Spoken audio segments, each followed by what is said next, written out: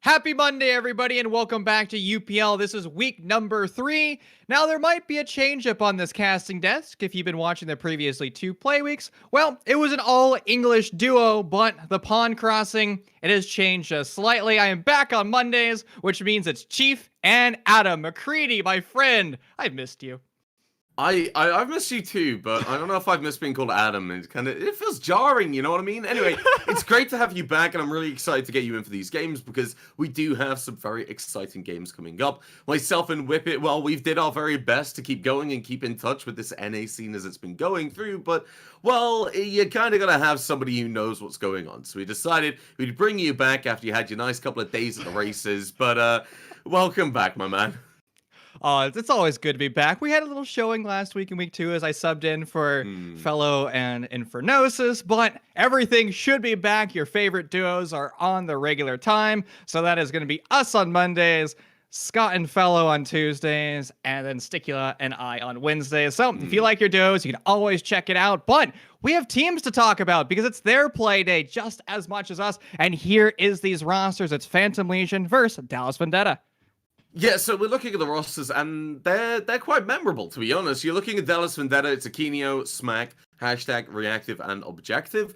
This lineup has been very, very impressive for myself. I've seen them go up against, when I was casting in particular, I've seen them going up against some of the more heavier hitters in the league.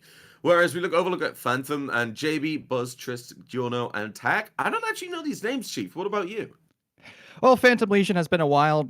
Giorno has been a staple of this roster for the past 6 or so months, but if you're asking, well, where is Bait R6, the former member of Dallas Vendetta now playing for Phantom Legion? Well, he's unable to play in week 3, so Tack will be filling in his spot, and that actually might have been enough to change up the dynamic of this series, because Bait is a legacy member of that first attempt Dallas Vendetta roster, and I'm sure he still has some of that strategies in his mind, so when he moves over to his new roster, Phantom Legion, he could probably provide the scoop, the insight to that team, and maybe make some counter strategies on the fly, but that primary IGL not able to play today, that's going to be a big scare for Phantom Legion. Yeah, it's just not the position you want to go into when you have that main kind of head just chopped off. Now, granted, you can have somebody else try and fill that role, and I'm sure they'll do a great job, but it's just not the same because that IGL, they've got the practice, they're regularly doing the work, and they know exactly what they want. Like, yes, you can have somebody fill that spot. They can know the strat, but are they warmed up with it? Is their shot calling kind of aware? That's what we're going to see. And unfortunately, we're not going to have the grudge match, so the narrative will not be realized, Chief. I know you do enjoy a nice little revenge storyline, but, well, it's just not going to happen here. But what will happen is the band phase, because this best of one will always have to have a battleground to have our players fight to the death on. And well, it's going to be the staple of Rainbow Six Siege, the most boring map ever conceived and the map that every player loves or hates. That's going to be Oregon. And again, in this best of one, you only get to play on one map, so it goes ban 3 maps for each of the rosters, and then you go to the decider. Yeah, when looking at that, I think Oregon, it's a map that it's taken that role of Clubhouse, I think, as kind of the definitive map for competitive Rainbow Six Siege. I mean, it was Clubhouse for, what, 3 years? 4 years? And, well, now that's just gone. Because Oregon came through and teams like, hey, here's a map that's like Clubhouse, but it's new. So it's interesting. It's not watching Clubhouse every single time. And, well, now it is, essentially. You go into Oregon, and it's a map where there's very, very set ways of doing things. There's still little things that you can do that catch people off guard. You can still go and do little rush strats, little pocket strats. For example, in the Badass Uni All-Stars in EU, I saw a team just forego a Thatcher Maverick, and they'd play some very, very questionable battle bands. But Phantom Legion, they're going to start us off with that Habana being taken off the board, those pellets, that ranged utility for these heart breaches. Well, it makes a lot of sense. You don't want that there in Phantom Legion when you think about that tertiary site, Chief. Well, Habana tricking, that's not going to happen. You can use an impact nade to stop an ace or a thermite. That shower's just got a whole lot harder. Well, you're alluding to the European style of play. Habana bands in particular are very European, and there also goes Maverick. So two hard breachers off the board. That's going to make opening up walls a little bit more difficult, but it's also going to allow an extra flexibility to the defending roster because you can start to forego some of the electric units. You don't necessarily need to ban out a Cade or Bandit because you can focus a little bit more on denying access to the map, whether or not it's going to be through roam presence, such as a Vigil. Now, you can also use Jaeger as a primary roamer, but you do have to be a little bit more careful these days because if you're not a fan of the Jaeger nerf, well, sorry to say, it's now in full effect. Yes, that little bit less ammunition and that higher kick in the recoil, it's still, I don't think it's going to really change the pick rate. It's just going to change how players feel about it. We might see Vigil getting a little bit of a rise, maybe Legion, Mozzie with the P10 Roni, just players with good guns. They might be where your roamers start to really pick up. I feel like TAC right now, you're taking the Jaeger, but it's for the utility more than the gun at this point. I feel like that's what the change really wanted to do. A big thing for me as well, as I look at these bans, Chief, well, they're not worrying about the Cade ban because, well, Thatcher's on the board. With Thatcher on the board, you can clear away a lot of utility. Look at that Defender lineup. Pretty much all of that can be taken away with just one EMP. And in doing so, you offer yourself a really, really powerful entry onto the side. Think about that attic. It gets opened up quickly. That trophy, which is typically a very horrible choke point, as is White Stairs, well, that just opens up a lot easier. One EMP, the Banshees, the Smoke Canisters, the Arunis, the Wamai Magnets, they're all just turned off for a little bit. And that puts Phantom Legion in the driving seat because their primary IGL, when they go over to attack on round 7, well, since he's absent in this series, that means TAC has a little bit less to think about throughout the round. He can focus more on the basic objectives, the smaller traditional mini games, instead of that minute mini game of potentially coming in through Classroom, using one of the explosive devices, and coordinating the entire map clear. And there's a spawn peak talking about clearing the map. Make sure you're doing your due diligence on your approach to the building, because if you have a preset drone so your primary entries can walk into the map, well, you should be able to hear a spawn peak like that developing, even though it's a single bullet hole. And I really want to draw upon something that's just been pointed out in chat. Well, that's the ace, and you said, well, you don't want to worry about going down below, doing these little mini mind games and getting the breaches with that Ash, and well, now you really don't have to, because no matter whether that Thatcher's on the board, or whether there's an Ash ready to do this clearance, well, it's just not going to work. Dallas Vendetta, they find themselves in a very unfortunate position in the first minute of the round with no hard breach. Now it's all down to a case of going into these choke points and using the utility they have to minimize the trouble that they're going to face, because I don't think there's any other way to really describe it. Now, Dallas Vendetta, they position over towards that master bedroom window, that big one, and we're going to see the EMP being used to deny that ADS. The frag grenade will come through, and Triss gets aggressive to avoid the frag grenade. Object will be taken down. Gonna find a third onto reactive. Oh, Triss, you are coming in and saying, well, we are not the underdogs today. We are going to have a huge game. SmackDown will answer with this Lion Scan coming out. But you've got that DMR. You are not really in a position to push. And Akinio, well, you're just not nearby. Phantom Legion, they just bunker down. That's perfect use of those pancakes, trying to bait out that frag grenade. You immediately put it there to be as safe as possible. SmackDown, on the other hand, is far from being safe. Bullets raining through the floor, able to take some damage away, but that 416 is just not good enough. Claiming one, but actually won't claim anything from above. Phantom Legion on a flawless round in round 1, already setting the pace and the dominant flow. Yeah, exactly. Looking at that first kill, boom. Absolutely huge. You take away the ace, and like I said, well, Dallas Vendetta, they had to go around. They had to try and do something. Now, if you're looking at the chat and you're understanding why there's a no-hit indicator, to make sense of what you're seeing, that little red X, Chief, when you actually kill somebody, I think that's been taken away. I'm not sure if it's taken away from actual ranked and everything, but it's definitely gone in comp. And, well, that's a shame to see, because I'm always a big fan of it. But a lot of other changes have gone through as well. Jackal has seen his pick rate probably going down a little bit. Or at least the pick rate of the C7E. That's lost a bit of ammunition, as has that Jaeger gun. And, Well, fun fact as well, Chief. I don't know if you've read through those patch notes, but the Tachanka gun has its swap rate reduced again. So it takes less time to bring up that Shamika, less time to bring up that LMG, which kind of scary. But Phantom Legion, speaking of scary, they're going to be going for this kitchen dining rather than that bottom floor, probably realizing that can really slow down a lot of the core elements of that site. Well, we're talking about the impact of the ban phase. Hibana being removed is going to allow you to have access to the spawn site because as you're talking about, the primary way at shutting down the access to this map is through impact grenades. You're going to have two sets currently in the back pocket of Phantom Legion. That's going to be Trist on the Maestro and JB on that Wamai.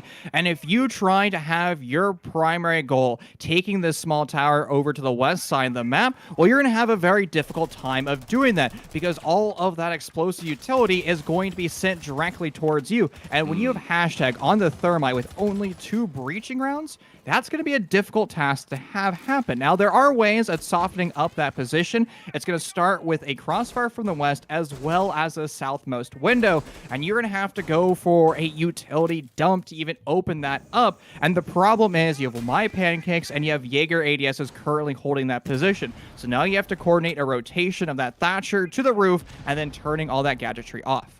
Yeah, I think what I'm going to look at is, I think Shower, it's not going to be a gunfight. Trist is going to be able to find this first kill, though. Looking at that vertical play, Aquino's been taken off the board, and because of this, right where he died, is Tax able to find Smack as well. Simply put, that Thermite charge, you can't put it on the floor. You can't get that wall open. You got to get up close and personal. Trist is going to be able to find Reactive now, finding his second kill for his efforts as the breach will get opened up. Trist has just been feeling aggressive and feeling spicy. The Alder's going to try and sing out. Will do some damage to hashtag, but not land that killing blow.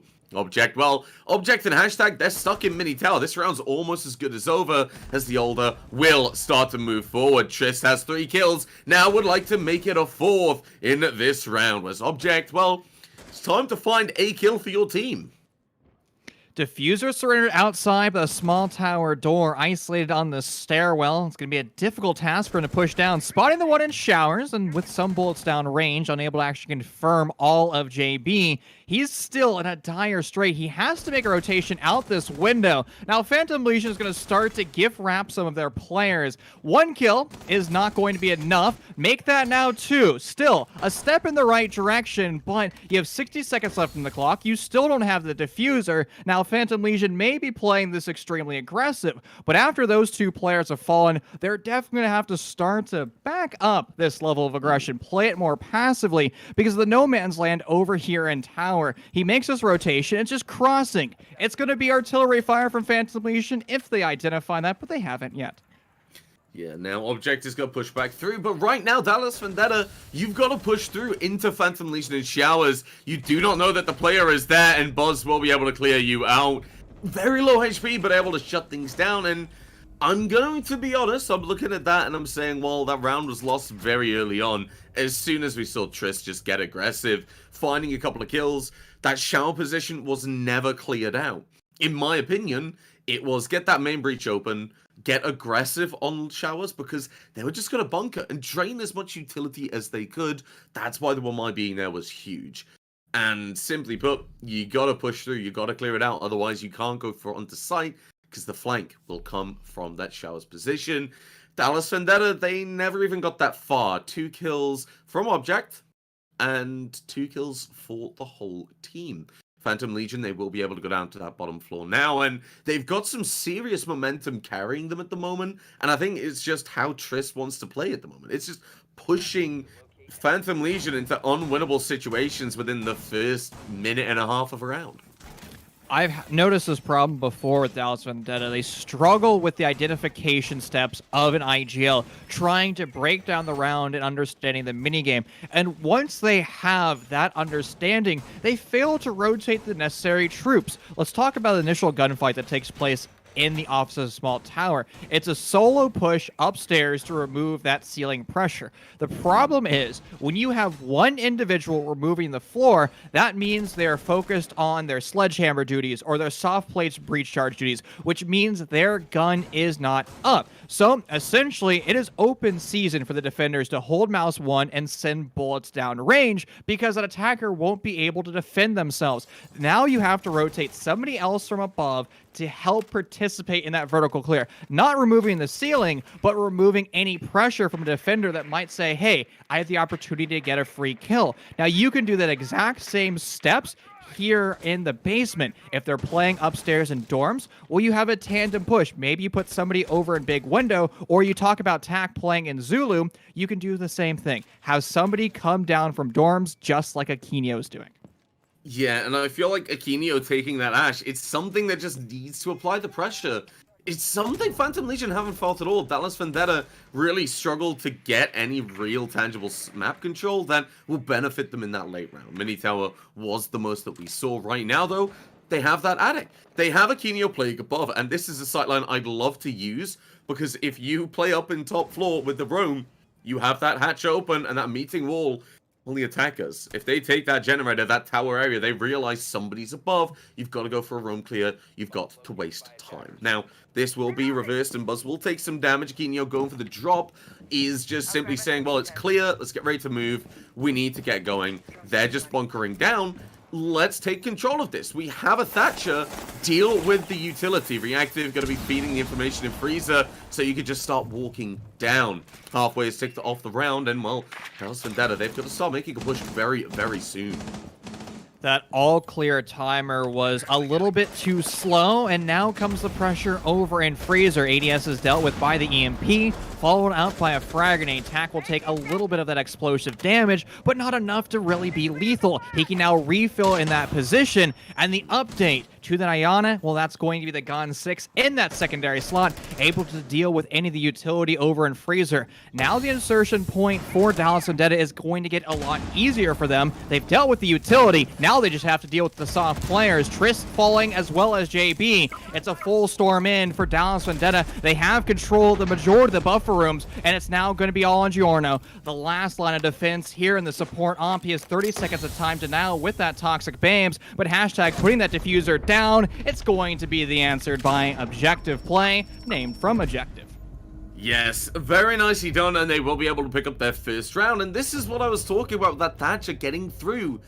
Well, it just opened everything up. Normally, a lot of that utility is done to stall the attackers. 9 times out of 10, attackers will want to come to that bunker area, try and take control of it. If it doesn't work, then they rotate. No, Dallas Vendetta, they cleared out that roaming game, they got control of Freezer, went to main lobby, and then just used the Thatcher. They pushed down, they took control of these power positions and power lines of sight. For example, we had Reactive taking control of the Banshee and then just pushing forward. That EMP helped out in a huge way because TAC pushed forward and was able to kill Reactive, yes, but Objective was immediately there. The crossfire being established, Dallas Vendetta, they push through Laundry, they go for a plant, like you said. It was all down to Giorno trying to do something, but that just wasn't meant to be. As such, they'll be returning to the top floor. I'm not expecting Triss to be able to get another spawn peak. If he does, then Dallas Vendetta, something drastic needs to change. Right now, though, we're not at that point. Returning to the top floor from Dallas Vendetta, I want to see that Lion at least bring a Heartbreach gadget if you're going to stick it. At least maybe think about bringing an Ace. Habana's banned, Ace isn't.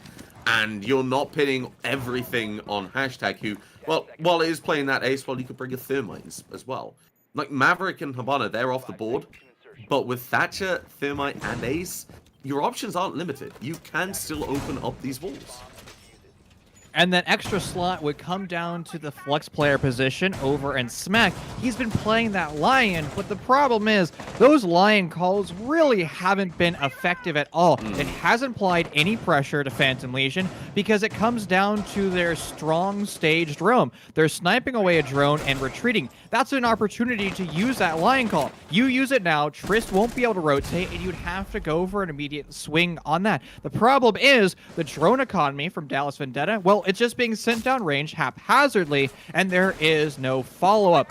A primary entry's job is to take real estate. The only way for him to do that is to be directly behind a drone, because if they get sniped away, what are you going to use that information for? You're going to relay it, but you're not going to be able to capitalize on it. Yeah, and while you can have just drones in getting that passive information, it helps you work out how everything's going, but it doesn't let you get those kills. Trist is going to be able to find that opening kill onto reactive. It's not a spawn peak, and it's not the hard breach, but the bandit is going to come in with a huge impact. The Ace Selma charges, only one got put down, meaning that this bandit charge, that bandit trick, was effective, and that wall isn't getting opened up. Akinio, you can jump in down below, that's what we're gonna see, but it's gonna be heard by the bandit. Oh, but Buzz is gonna get taken away, and the Lion Scan will come through, the Thatcher EMP will follow, and the closet wall will start to get opened up at the halfway mark. Hashtag looking to start this push. The Selma charge will be going on to the attic, and I think that's just making a sideline for the defenders to use. As Hashtag wants to get out of control of one of his own. Looks for the kill off Triss, but, well, just isn't going to land the pixel just yet. Still, no pressure in attic. It's going to make it a very strong position for the defenders. And, well, they don't want to move at all. JB's just holding that position. You've got to go into their line of sight now. That's what they're kind of banking on. A C4 in pocket is going to be easy, but Hashtag realizes this. Slowly crouch walking up, always keeping an eye on it, as with Smack looking to get that kill onto Trist. But we're seeing Dallas Vendetta stall. Hashtag will be taken away by Trist, who looks for another one. The Lion Scan goes, but it's JB just going to find that kill. JB finding another one to object. And now, while you're looking at Akinio, can win the gunfight, but how many more can you win? Phantom Legion, they're definitely not Phantoms right now. They are seen, they are known, and they're making goddamn sure Dallas Vendetta don't get a chance. Dallas Vendetta lacked real goal setting in that round. They knew that they wanted to open up South games. After that, their objective was just to push into the bomb site. Well, you're going to be walking straight into fatal funnels. It is imperative that Dallas Vendetta opens up a new line of sight. To their credit, they tried to do exactly that, opening up South Attic. The problem was that actually made the Phantom Legion crossfires even better, because you rotate somebody deep into Attic, whether or not still in pit or on the north side, and they're just going to perpetually hold that crossfire from somebody over in dorms. And you can see the rush in from Dallas Vendetta of that new hole that they opened up, and it was 4 different gun barrels from Phantom Legion that immediately shot at those players making those rotations. And at the end of the day, it doesn't matter how good of a player you are, gun skill, you as an attacker just trying to flood in through one fixed position like that, you're just not going to win those gunfights. It was on Dallas Vendetta to say, we have stacked all of our troops over to the east side of the map. We need to establish some type of crossfire. So let's rotate Akinio over to the big window. Now we have 180 crossfire.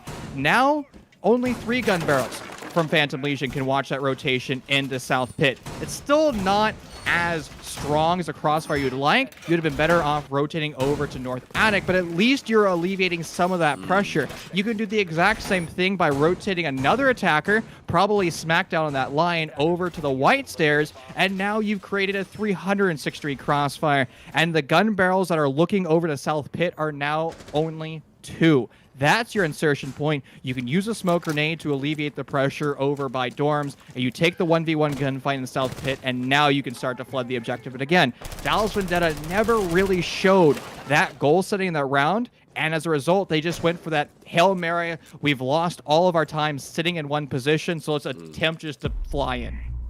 A wonderful piece of analysis and a wonderful piece of casting interest, looking to make a wonderful piece of a play, but just gonna opt to back down. And I do want to mention that fatal funnels, it kind of sounds like a Fortnite location, dude. You should talk to Epic Games and ask if they need any help. However, what personally doesn't need any help is Akinio up towards this attic side, able to open up that attic hatch, and Trist is going to move up those big tower stairs, essentially positioning himself for a real real upset position for this late round. Kinio doesn't realize that this push has come through. The sightline's made, but it's too late. Hashtag's going to try and get this hatch open, so it looks like we might actually see a bit of a big tower, E-box drop, and freezer push. Starting this off is going to be the Lion Scan keeping TAC in place, and the EMP down and freezer to stop these ADSs. Utility being cleared, the hatch being opened up, and well, it's just screaming out, a push is begging to come. Triss knows exactly this and decides to get on the hunt. Opens the line of sight into meeting, but well, there's nobody there just yet. But they are aware. Kinio, they spot the head of each other. They lock eyes for a moment, but it's not enough to land the shot, and Triss will go up top to Attic. Kinio, acutely aware of this thanks to that audio cue. Very, very careful. That's all Triss needs to do, is just play it carefully. As long as you stay alive, their eyes are turned and not looking when Buzz decides to get aggressive, finding 2 kills on that laundry stairs. Reactive does have an answer, but now Triss is going to start collapsing. Phantom Legion doing a wonderful job of addressing the issues that they had back in round 3, and Dallas Vendetta is starting to crumble at every single twist and turn. Only 2 of their players left. The diffuser surrendered over by the laundry stairs, and Trist is aware of this. He's going to rotate to Classroom. Great positioning by him, able to almost take the second duel, but Buzz is going to rotate and fill in that position of his fallen teammate. Unable to actually win that gunfight. Now it's Reactive on this 3 kills. He's going to have to find the ace, though, in this round. He has 1 more frag grenade left at his disposal. He's going to use it at removing some of that utility. But that's going to alert the masses of Phantom Legion. The push is going to come through. And it's going to be the BM play. The Meister Eveline to finish him off. Who needs a gun when you can use your utility? Yeah, as you can see, it's gonna be the smoke, it's gonna be the evil eye, it's gonna be one of these players. By the time you get onto site, it's down. The round over, well, let's talk about a little bit earlier in that round, because simply put, I think the hatch play was huge. I feel like a swamp camera would have done absolute bits for Dallas Vendetta in that round. It's simply just having somebody watching it and saying, okay, right, there's a guy there, he's gone upstairs. Don't hold this attic angle, Aquino. The vigil is just in T2. You can deal with him very, very easily. He doesn't know that you know where he is, simply put. Sounds confusing, I know, but I like to think it makes sense. Now, this next round that we're looking for, I feel like this is it for Dallas Vendetta. You gotta look at this. Now, Chief, I know I'm not a numbers guy, but we're gonna have a little bit of numbers play right now. 1 more round separates Dallas Vendetta from a 4-2 split or a 5-1 split. And the mental difference is huge when you think about it. Because you could be going in on a 5-1 split, you could be going on your defense and say, yeah, it's our strongest side, but oh my god, we've had no momentum. We've had very, very little positives in our rounds. When you look at the scoreline, you look at the executes.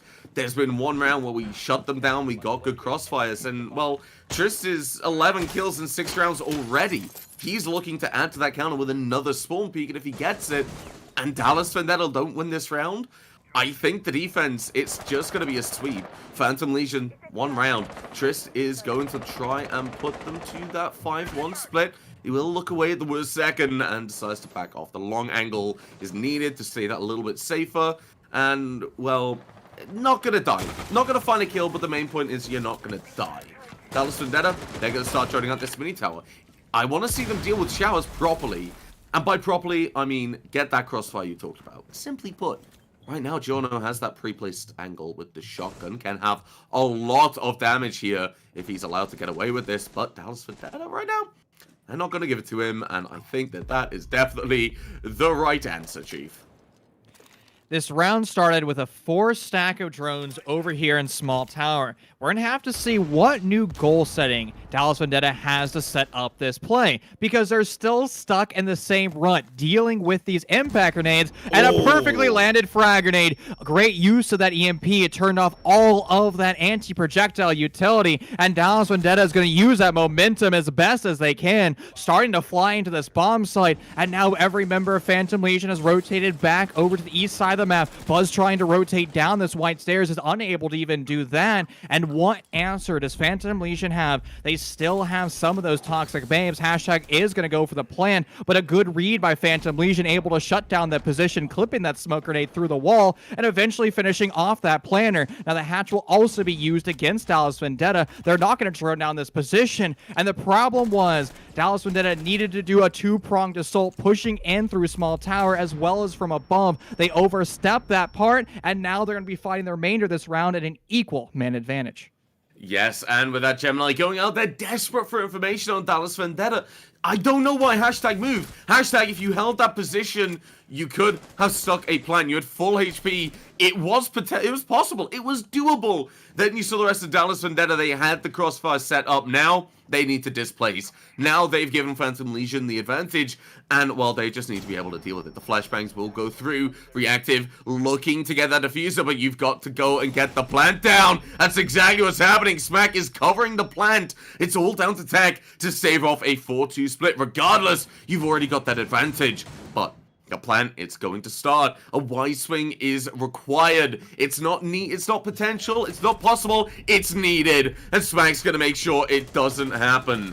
Dallas Vendetta, a 4-2 split, but at what cost? A lot of the rounds have been very, very close for them.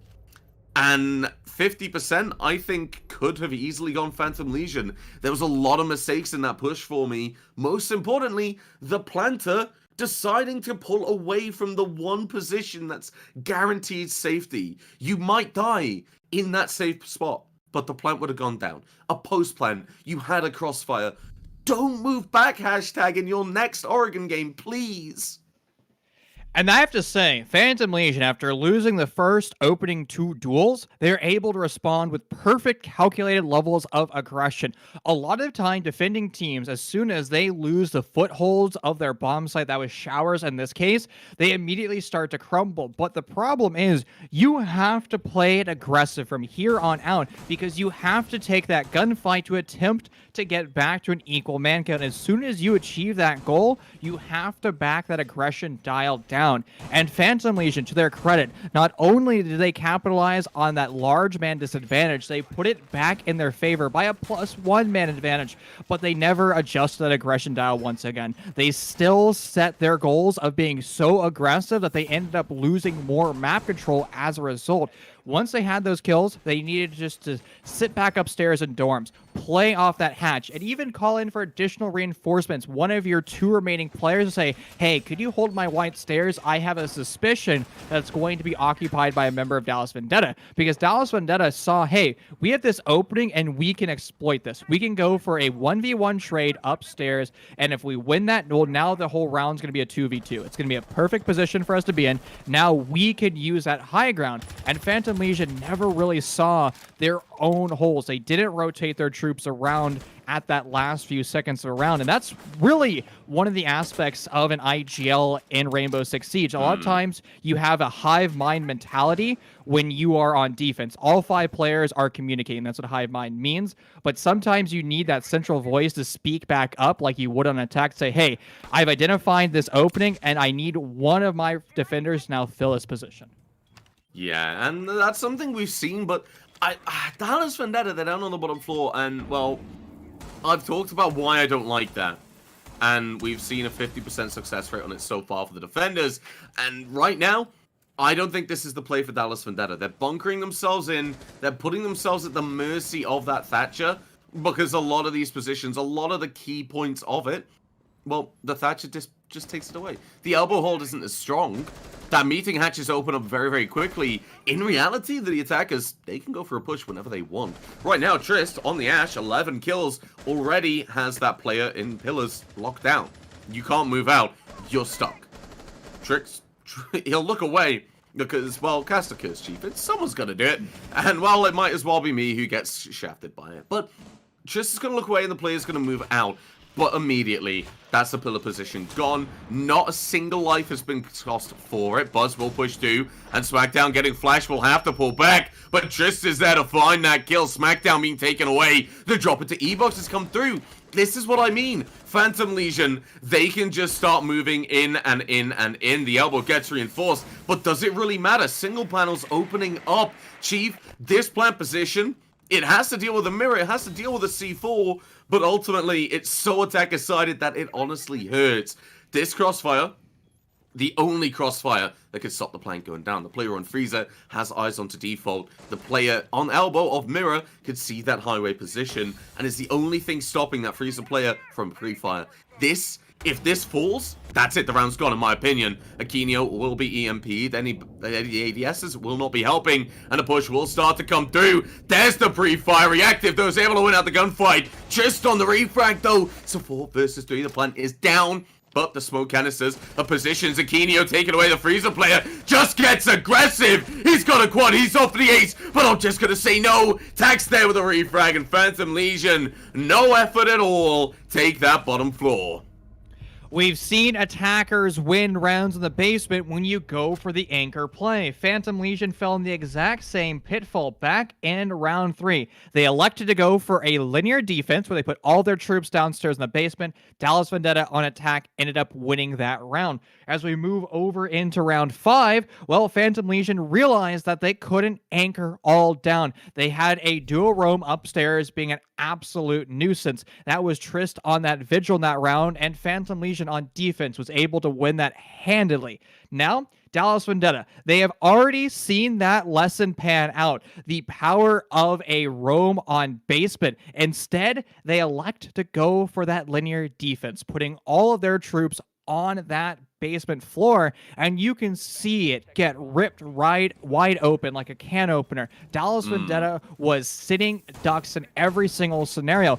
Even their one attempt to try to take a gunfight, well, they lost it handily. And at that point, Phantom Legion, having the man advantage, they were able to just throw bodies at the problems, directly deal with the crossfire. That's why we saw JB just sprinting straight into the bomb site. Why? Because he knew he could take a gunfight in either the Mira or the Jaeger playing in Freezer, and if he loses it, there are 2 more members of Phantom Legion going to be challenging both of those positions at the exact same time, and the likelihood of Dallas Vendetta winning any of those engagements are so low. And even with the double stun lock coming in, Mira was unable to even try to use one of her nitro cells or the 2 remaining toxic bays because of such a fast execute coming out by Phantom Legion.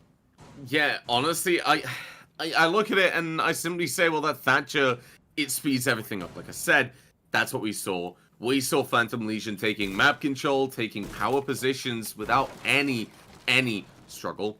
And, well, simply put, like you said, Dallas Vendetta, they bunkered in. And when it came to the execute, Phantom Legion had enough bodies to throw bodies at the problem. Verbatim what you said. But the big thing I want to add is Trist is one of those bodies. And when you look at that KD, you can see exactly why it's important. That Thermite Breach on Closet will go through and suddenly Smack is in a awkward position at best and a horrible position at worst. And I think that's the worst case scenario. JB drones him out with the pre-fires, able to find that kill. And the Cade is taken away. A free kill, no chance of a refrag for Dallas Vendetta. They're gonna have to try and get down below, which they have got with the hashtag, don't get me wrong. But it feels like Phantom Legion. They're so much more prepared, they're so much more coordinated. I think this is such a masterclass on how to attack. I thought Reactive died there because I thought the Nomad was holding an angle. No, Buzz was getting an air jab down. And Jaeger is now allowed to stay in the meeting and hashtag on white stairs. This is the big mistake that I was just saying I haven't seen yet from Phantom Legion.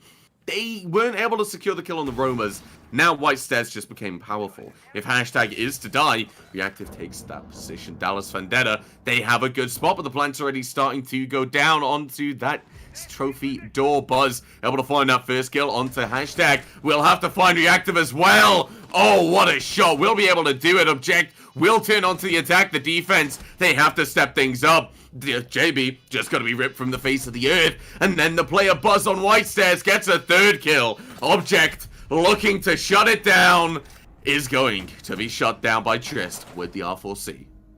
I was concerned this attack was getting far too linear, and it probably could have been a little bit more dynamic, but still, Dallas Vendetta was caught like sitting ducks. The exact same problem they had back in round 7, their basement defense, while they're going to wrap themselves in the exact same bow. They even had offsite pressure to try to take different gunfights to the attackers. The problem was they only had one reinsertion point. That was the white stairs, and since Phantom Legion was able to rotate one of their attackers over to that big window, applying that full cutoff between the two bomb sites and the planter, well, Dallas Vendetta wasn't able to comfortably take any gunfights. And the adaptation that Phantom Legion did, doing the exact same style of execute that Dallas Vendetta did the last time we saw Dorms back in round 4, was they didn't open up South Pit. They're able to use their EMP grenades to turn off all the gadgets on the bomb site, and that allowed for this swift push in for JB as he starts to plant the bomb. What's more crucial about that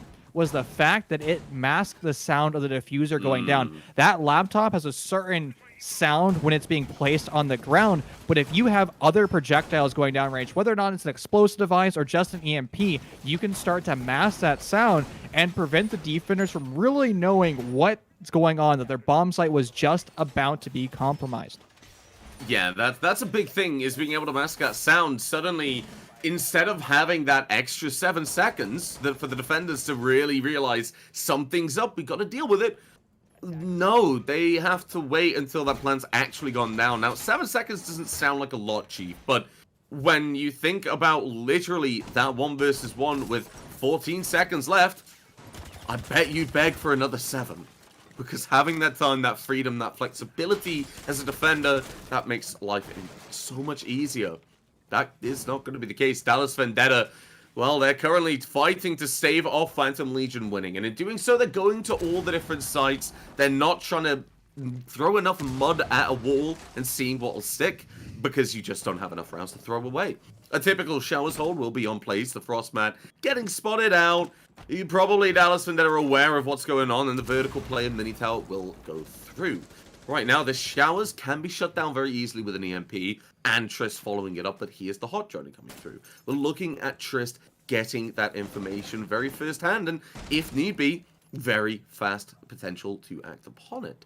2 minutes ticking down on the clock. Dallas Vendetta, they're sitting pretty, yet to lose a player and yet to really do anything other than shoot drones. But that is going to change now with Jono taking a little bit of damage. 180S is going to get burned. Phantom Legion, they taste victory, and Trix is going to push through. Tax able to find the refrag though, and suddenly Showers is open, but that white stairs, that's still an issue. Hashtag on 90, still going to cause problems, and Tac taking damage, that's going to make life a little bit harder. There's Hashtag able to find that kill, the 3rd in the game.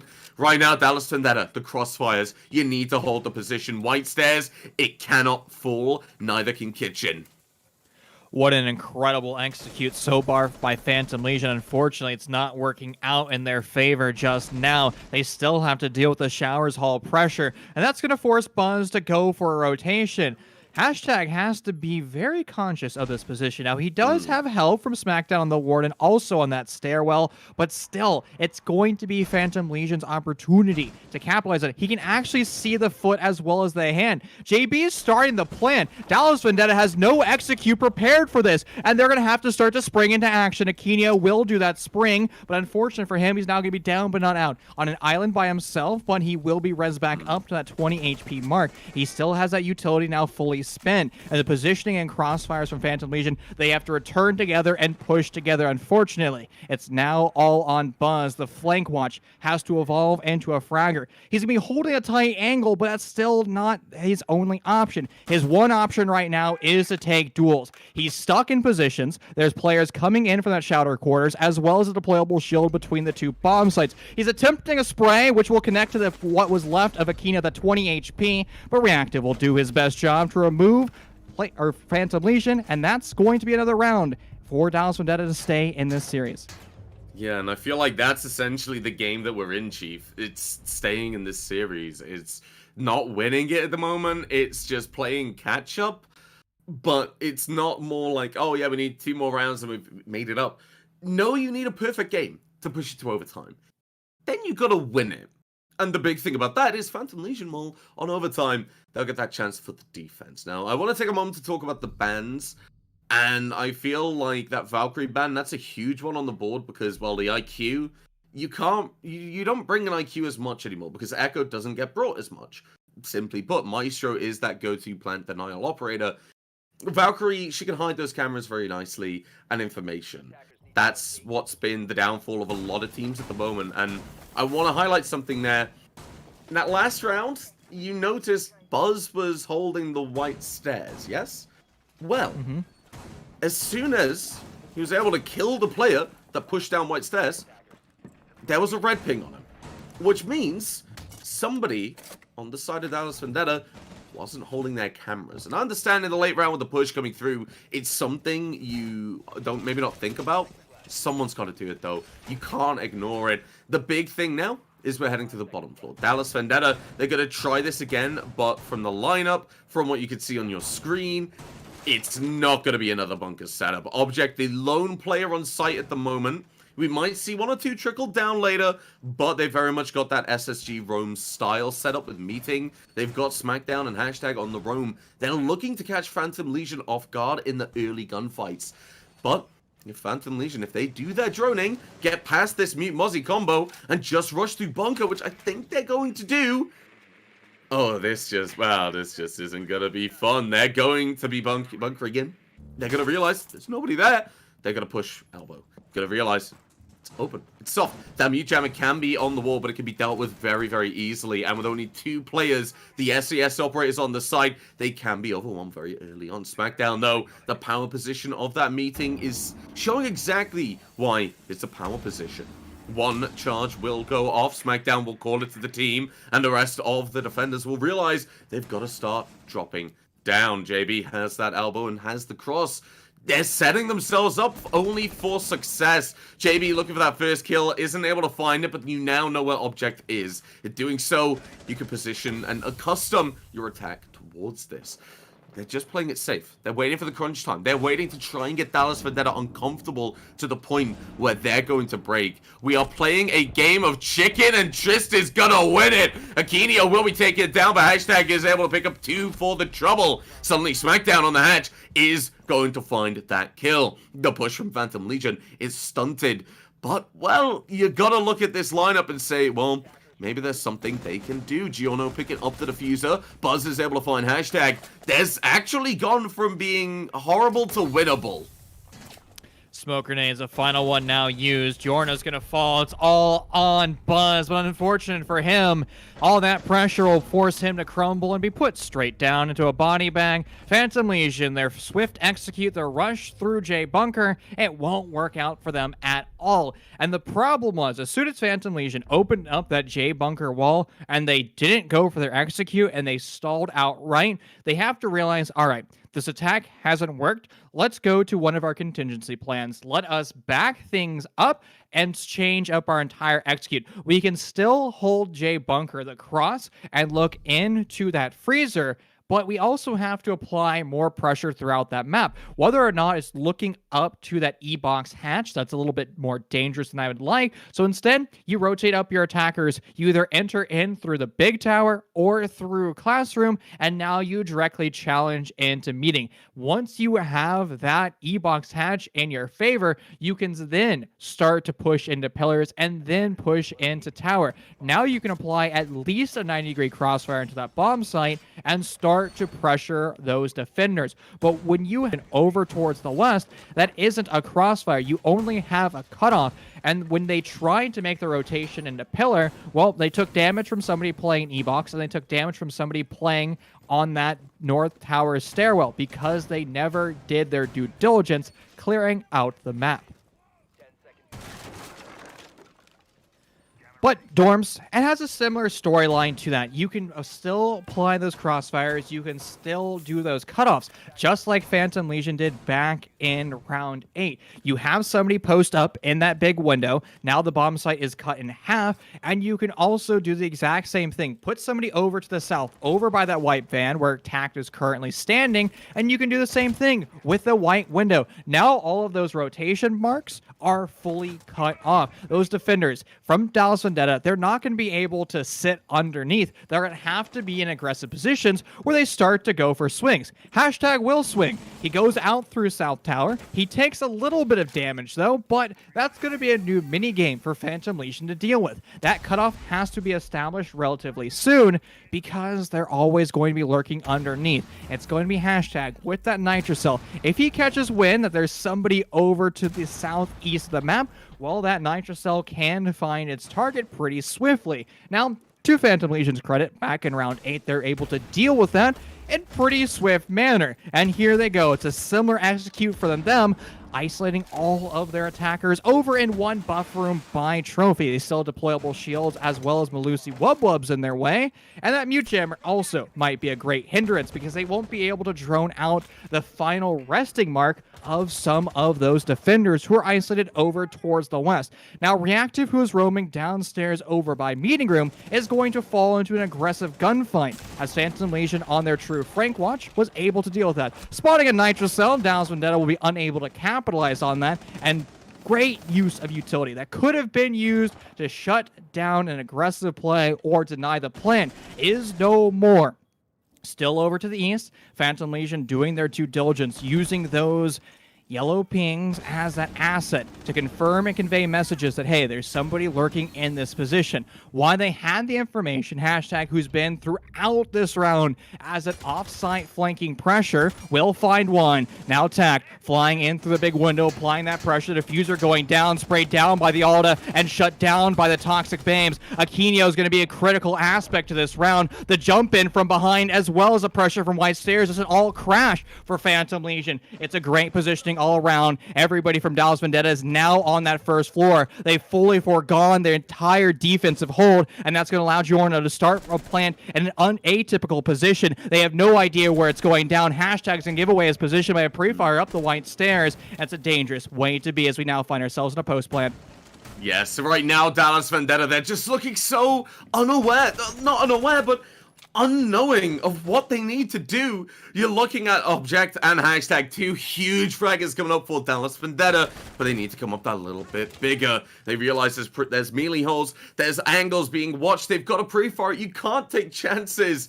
It just has to give it your all, and that's what's going to have to happen. Hashtag rotates around to push with Object. Hashtag's able to find one. It's a 2 versus 2. Object will be taken down on the White Stairs, but they have control of the plan. But Tack's going to say no. Phantom Legion, they strike like one and take this win.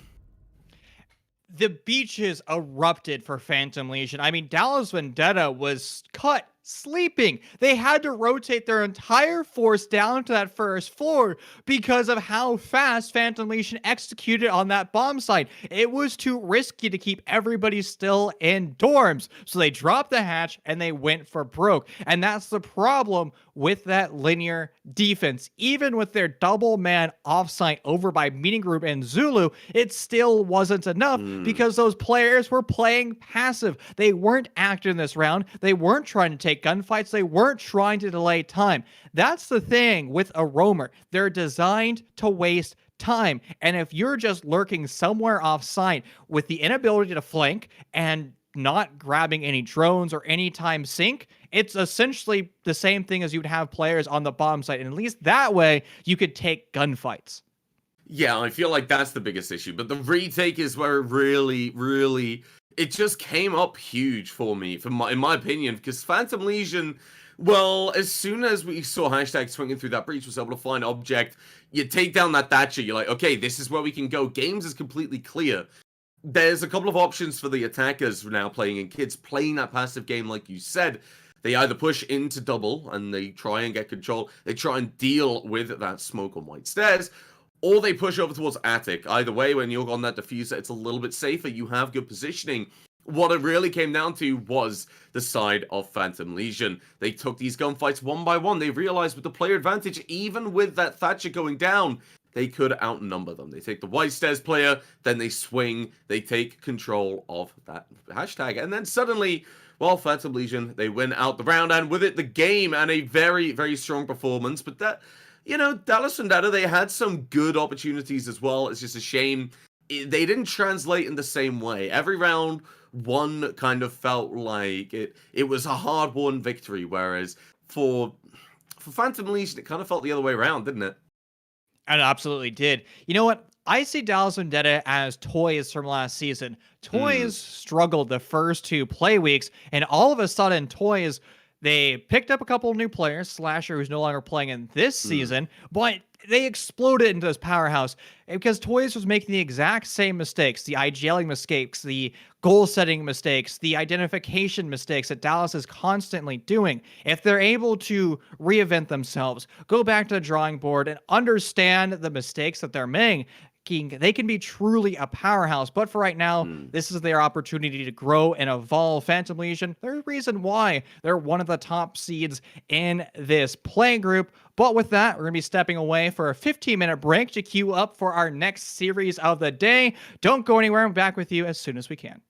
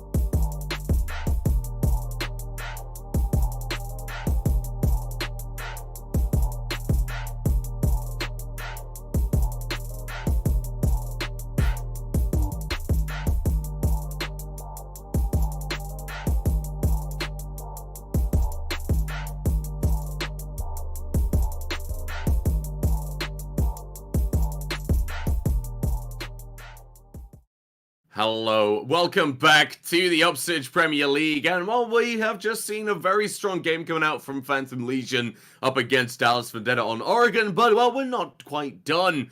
We have got the team formerly known as Aerial Arise, who do not want to be known by that anymore, Noro Roretta. God, try saying that 5 times fast, Chief. Oh boy, that's going to be interesting to say, but they're playing Synthetic, a name that we all know and love. It's become quite a household name in Rainbow Six Siege and actually elsewhere in other esports. So we're going to have to see one of the traditional powerhouse of the former team known as Aerial Arise. Well, they were also a former powerhouse here in Rainbow Six Siege. The thing is, both rosters are not going to be playing at their full capacity. There are a few new faces here for both these teams. So let's actually chat about and bring up our team stats as well as the player names. Yeah, you really throw me under the bus because as the British caster here, I'm immediately at a disadvantage. But, well, Nora Roretta, it's a lineup that I've seen around, I've seen played, and I believe the names missing from this, it's Woods and Org, if I'm not mistaken. Domi, Adapt, Spiker, JJ, and Esteem filling out that roster, something that filled you with a lot of happiness, didn't it? I was absolutely shook to see this not Aerial Arise roster. I mean, look at their new logo, the beautiful X that goes through it. I mean, that just says it all to their new changes. But Domi, Adapt, JJ, Esteem, Spiker. Oh my god, it's awesome to see. Now, we didn't talk enough about Synthetic. Proco is also going to be in today. He's going to be subbing in. And we've talked about him before. He has a lot of experience playing with the IGL Poison back on X13 over a year ago. So there's some good chemistry there. But still, he isn't as familiar with the current members of Synthetic. He has been subbing in for a bit, but still, you always want to have your full 5-man roster available to you. Now, we did see Phantom Legion without their primary IGL bait in the previous series end up beating Dallas Vendetta in a swift manner. So we can see substitutes, they can still be just as lethal. Yeah, they really can step up. Now, take a look at the map bands, and Chief, I bet you're absolutely loving it, as we are going to be returning to Oregon. Now, if you take a look, Clubhouse, Villa, Schley, and CAF, they were taken out quite early on. So, Synthetic banning out Consular, it left Noro Roretta. I don't think I can. We're calling up Nora. I'm going to make an executive decision. Nora on stream.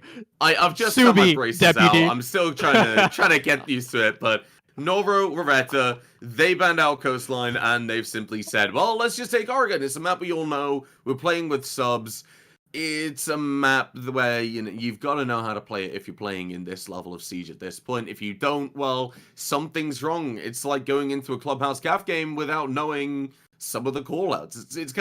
It's really weird to think about a team being unprepared for a map like Oregon or a map like Clubhouse, and that's why I think we're seeing Nora Roretta trying to take us there. I mean, yeah, when it's a staple map and you have a new roster now, we have to say Noro has such incredible depth of players that have had a plethora of experience across T3 as well as some T2 experience that you can't underestimate them by any means. And, well, they're probably going to be bringing out that default strategies. As you're alluding to, that's probably why we find ourselves currently in Oregon for the second time today. Hard Breachers, no surprise to be removed. We saw the exact same storyline pan out. Now, Thatcher was able to make it through in our previous series. Unlikely to make a second appearance in the second series of the day. Yeah, I mean, the Caster Curse, it's time to explain it. Essentially, what this means is this isn't going to be a Thatcher ban. It's actually going to be a Nomad or a Jackal. But no, it's going to be a Thatcher being taken off the board. And simple reason for it is, well, what we saw before. It just turns our bottom floor into a completely different sight for the defenders. Instead of slowing the attackers down at that blue bunker door with an elbow hold like you normally do, that gets shut down completely. 1 EMP, the ADSs, the Mine Magnets, they're useless. The Banshee that might be there, the Aruni Gate that might be there, it just doesn't matter. So you swing, you take the shield, you take control very early on. That's why the roam game was the more successful of the defense approaches in that last game. but Thatcher being taken away. This means we're going to see a very more typical game, and in my opinion, we're going to see Synthetic not take away that Cade. They're going to be taking away the mirror, which is a lot of opportunity to stall them out, and that makes sense. They take the mirror instead of the Cade. They're not shooting themselves in the foot, but they're not giving Noro Loretta a real in the sight, if that makes sense. The Cade is still there, but there is no Thatcher. That's a big, big thing. Maverick is still on the board, which means, okay, life isn't as bad, but you've still got to commit a lot of time and overexpose yourself quite a bit in a number of scenarios to get this work done. Because, like you said with Soft Breach in Mini Tower, if you're Maverick tricking, or if you're doing anything with that blowtorch, you're not focusing on gunfights. I love how Proko automatically locks in the exact same position Mohese would be in, the player that he's currently subbing for. And also, there's another face that you might be missing currently in the Synthetic roster. That's going to be Max Illy, who is also recently departed as of last week due to some internal issues. He is no longer a representative of Synthetic. But again, that's another aspect for Proko to show his worth in Salt. And rocking that old DVX tag, that's quite an infamous roster if you go back over to the AEL days, where that team was led by Ian or Breeze and just decimated every single one of their opponents, going to probably one of the greatest games ever in competitive Rainbow Six Siege in that grand final against Lycus Empire. So a plethora of experience to be had for Synthetic as they start off on one of the most traditional bomb sites here, downstairs in the basement. They do have a lot of utility to have at their disposal. It is going to be 3 deployable shields, but 2 of them are going to be with an explosive twist because they're coming out from Goyo being rocked by Spiff. Yes. Now, the big thing about this is, well, you don't have a mirror, but you still have a lot of utility to commit to it. And, well, because you don't have that Thatcher on the attacking side, you bunker down, you have these lines of sight, you force them into positions where a Maverick just isn't comfortable. That's where the bottom floor is really important. And that's why we're seeing Noro going for this roam clear. They need to, because they cannot put that Maverick in meeting without being 100% comfortable. Because it is, yet again, putting yourself in a very uncomfortable position. Freak, just letting them know where you are, that might be enough. You're looking at a much slower pace control of this Tower 1, and as such, that meeting. There's a lot slower approach towards it to open things up, and, well, as we look at this 2-minute mark on the clock, Noro, they've gone for a very comfortable push. They haven't really suffered anything. They've lost a couple of drones. Synthetic, though, they have just been bunkering in. They're playing it safe. They're playing the long game. You think they'd realize the bunker's just not coming at this point, but it is a late round opportunity. Now, fun fact, Chief, in that last game, the last couple of rounds, it got so exciting, I spilled my drink all over my keyboard. And I want that to happen. I don't want it to happen again, but I want plays that can make something like that happen again, if that makes sense. Now, Noro, they're going to stop in these Aruni gates, which can be a sign of a push getting ready. The hatch being opened up, the frag grenade will follow to take away the Ghost Shield, and Tommy goes for the drop. Freaks out to shut them down, but the dinner bell is rung, and all teams are hungry for some kills. Freak's going to be able to find a second one here on the pillars, and is very much stuck, but has poison in support. So far, that E-Box has turned into quite a kill box for the former roster of Aerial Rise. The Diffuser has surrendered, and it's going to get even worse for them, as there's only 2 members of their roster left alive. Now it's all on his team. The Hard Breacher over by Bunker. He has 5 targets ahead of him, and the bullets are already whizzing over his head, tagging up some members of Synthetic. It's not going to be enough for him. He's going to try to dodge his way around those bullets, as well as using the fixed cover in front of him. But the impact grenades are now going to be the real lethal mark, putting him down to 1 HP. The substitute of Proko, he is going to go for the swing. We saw a flawless round back in round 1 of our first series of the day, and it's going to be the same storyline here for Synthetic. Yeah, like I said, it was just the dinner bell going off when Noro had that Aruni gate being popped, because as soon as that happened, they're just dropping through. That Aruni gate goes through, and Synthetic, they realize the push is coming. Everybody, let's lock down. We're going to have a pause, so that means we're going to see our wonderful, beautiful faces again. And that means also, Chief, we have a little bit more time to kind of break down that round. I feel like Freak played it really, really well. That stage roam you love talking about, which I believe when we first cast it together, it was something I couldn't get out of my head. You kept talking about stage roam, stage roam, stage roam. And there's a very strong reason for it, because you shoot the drone, they know your presence is there. They know they need to clear you out, but if you're already gone, they're just wasting time for nothing. You don't lose that player. All you do is gain. As long as you're not in a really difficult position, say admin or consulate. And I have to say, I hate E-Box drops for the exact reason that we saw. It is just a kill box. You're dropping into a place that has maybe, what, 2 square meters, and you have to just sprint out of the box to a little bit more fresher air. The problem is when you're just trying to hightail it out of that position, well, A, you're making noise, B, your gun's facing the floor because you can't be walking with your gun up and running at the same time.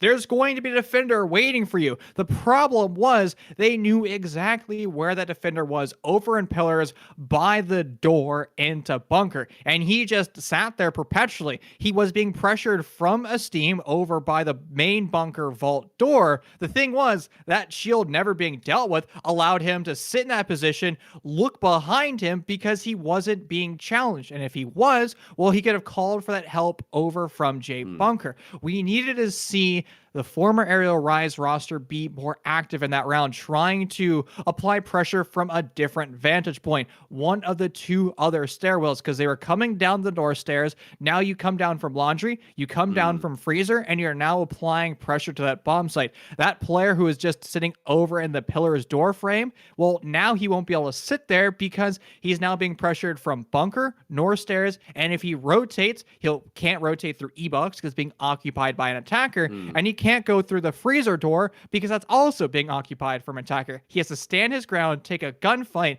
and then that 4-lane crossfire, his likelihood of him winning any more than one duel is just so low. Again, that's why you have to go for that active attack, because just dropping through a hatch, it was a feeding frenzy. Yeah, I feel like that's the big thing as well. Like, there wasn't any pressure towards that freezer, so you saw the Goyo comfortable. Covering that north stairs, that allowed the Wamai to just sit there and kill whoever came out of that E-Box. And because of that, well, huge kills came through. They kept piling on and piling on. That 4-lane crossfire you talked about really came into play. However, you've got to give Nora a lot of credit. They realized a lot of their problem areas early on. They droned them out. They realized the weaknesses in the strats. Like I said, that Maverick. You've got to clear out that big tower. You've got to make sure it's all good before you start pushing through. They did that. It took a little bit of time, but they were able to execute it very quickly. They got the hatch open. I feel like the execution, the decision-making there was lacking. That was the big thing for the reasons you've just described. Because if you're dropping through one at a time, if your Yana is dropping through and sprinting around to try and deal with one player, maybe hoping that he thinks it's a Gemini, that's not the answer. Simply put, what do you do with Geminis, Chief? You shoot them. Honestly, all it takes is you realize, oh, that's not a player. You stop shooting for a second, you start shooting again. It's like an alibi, but without the downside of being detected, actually. But I think we are going to take a short break before we do look at getting this game back on the way. So apologies for the break. You're just going to have to wait a little bit longer.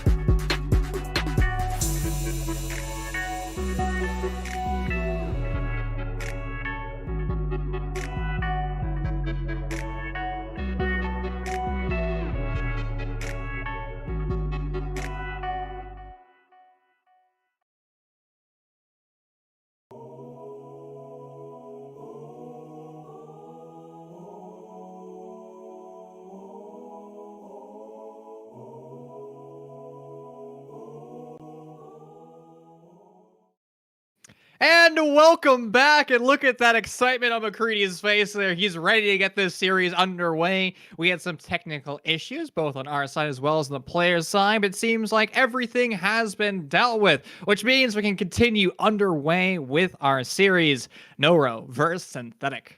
Yes, now, if you maybe joined late or have a memory of a goldfish, well, to remind you what happened, Synthetic on that bottom floor, they bunkered down very well, they had a flawless win, and it came down a lot to Freak just playing very, very tight, and Noro not really thinking a lot about their approach. That's a big thing that they need to tighten up, especially when you think 5 more rounds on the attack, you want to see them pick up 2 more if they're going to have that same push, that same scoreline that we saw Dallas Vendetta having. And you remember how that game went. That's not a guarantee of victory. It's only a reassurement that you're not doing horribly.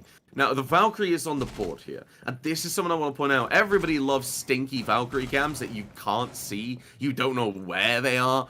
They're just getting that free information because it's a point of pride to have a camera that nobody can spot. I've got a couple of myself, I tell you, but, well, that kind of defeats the purpose.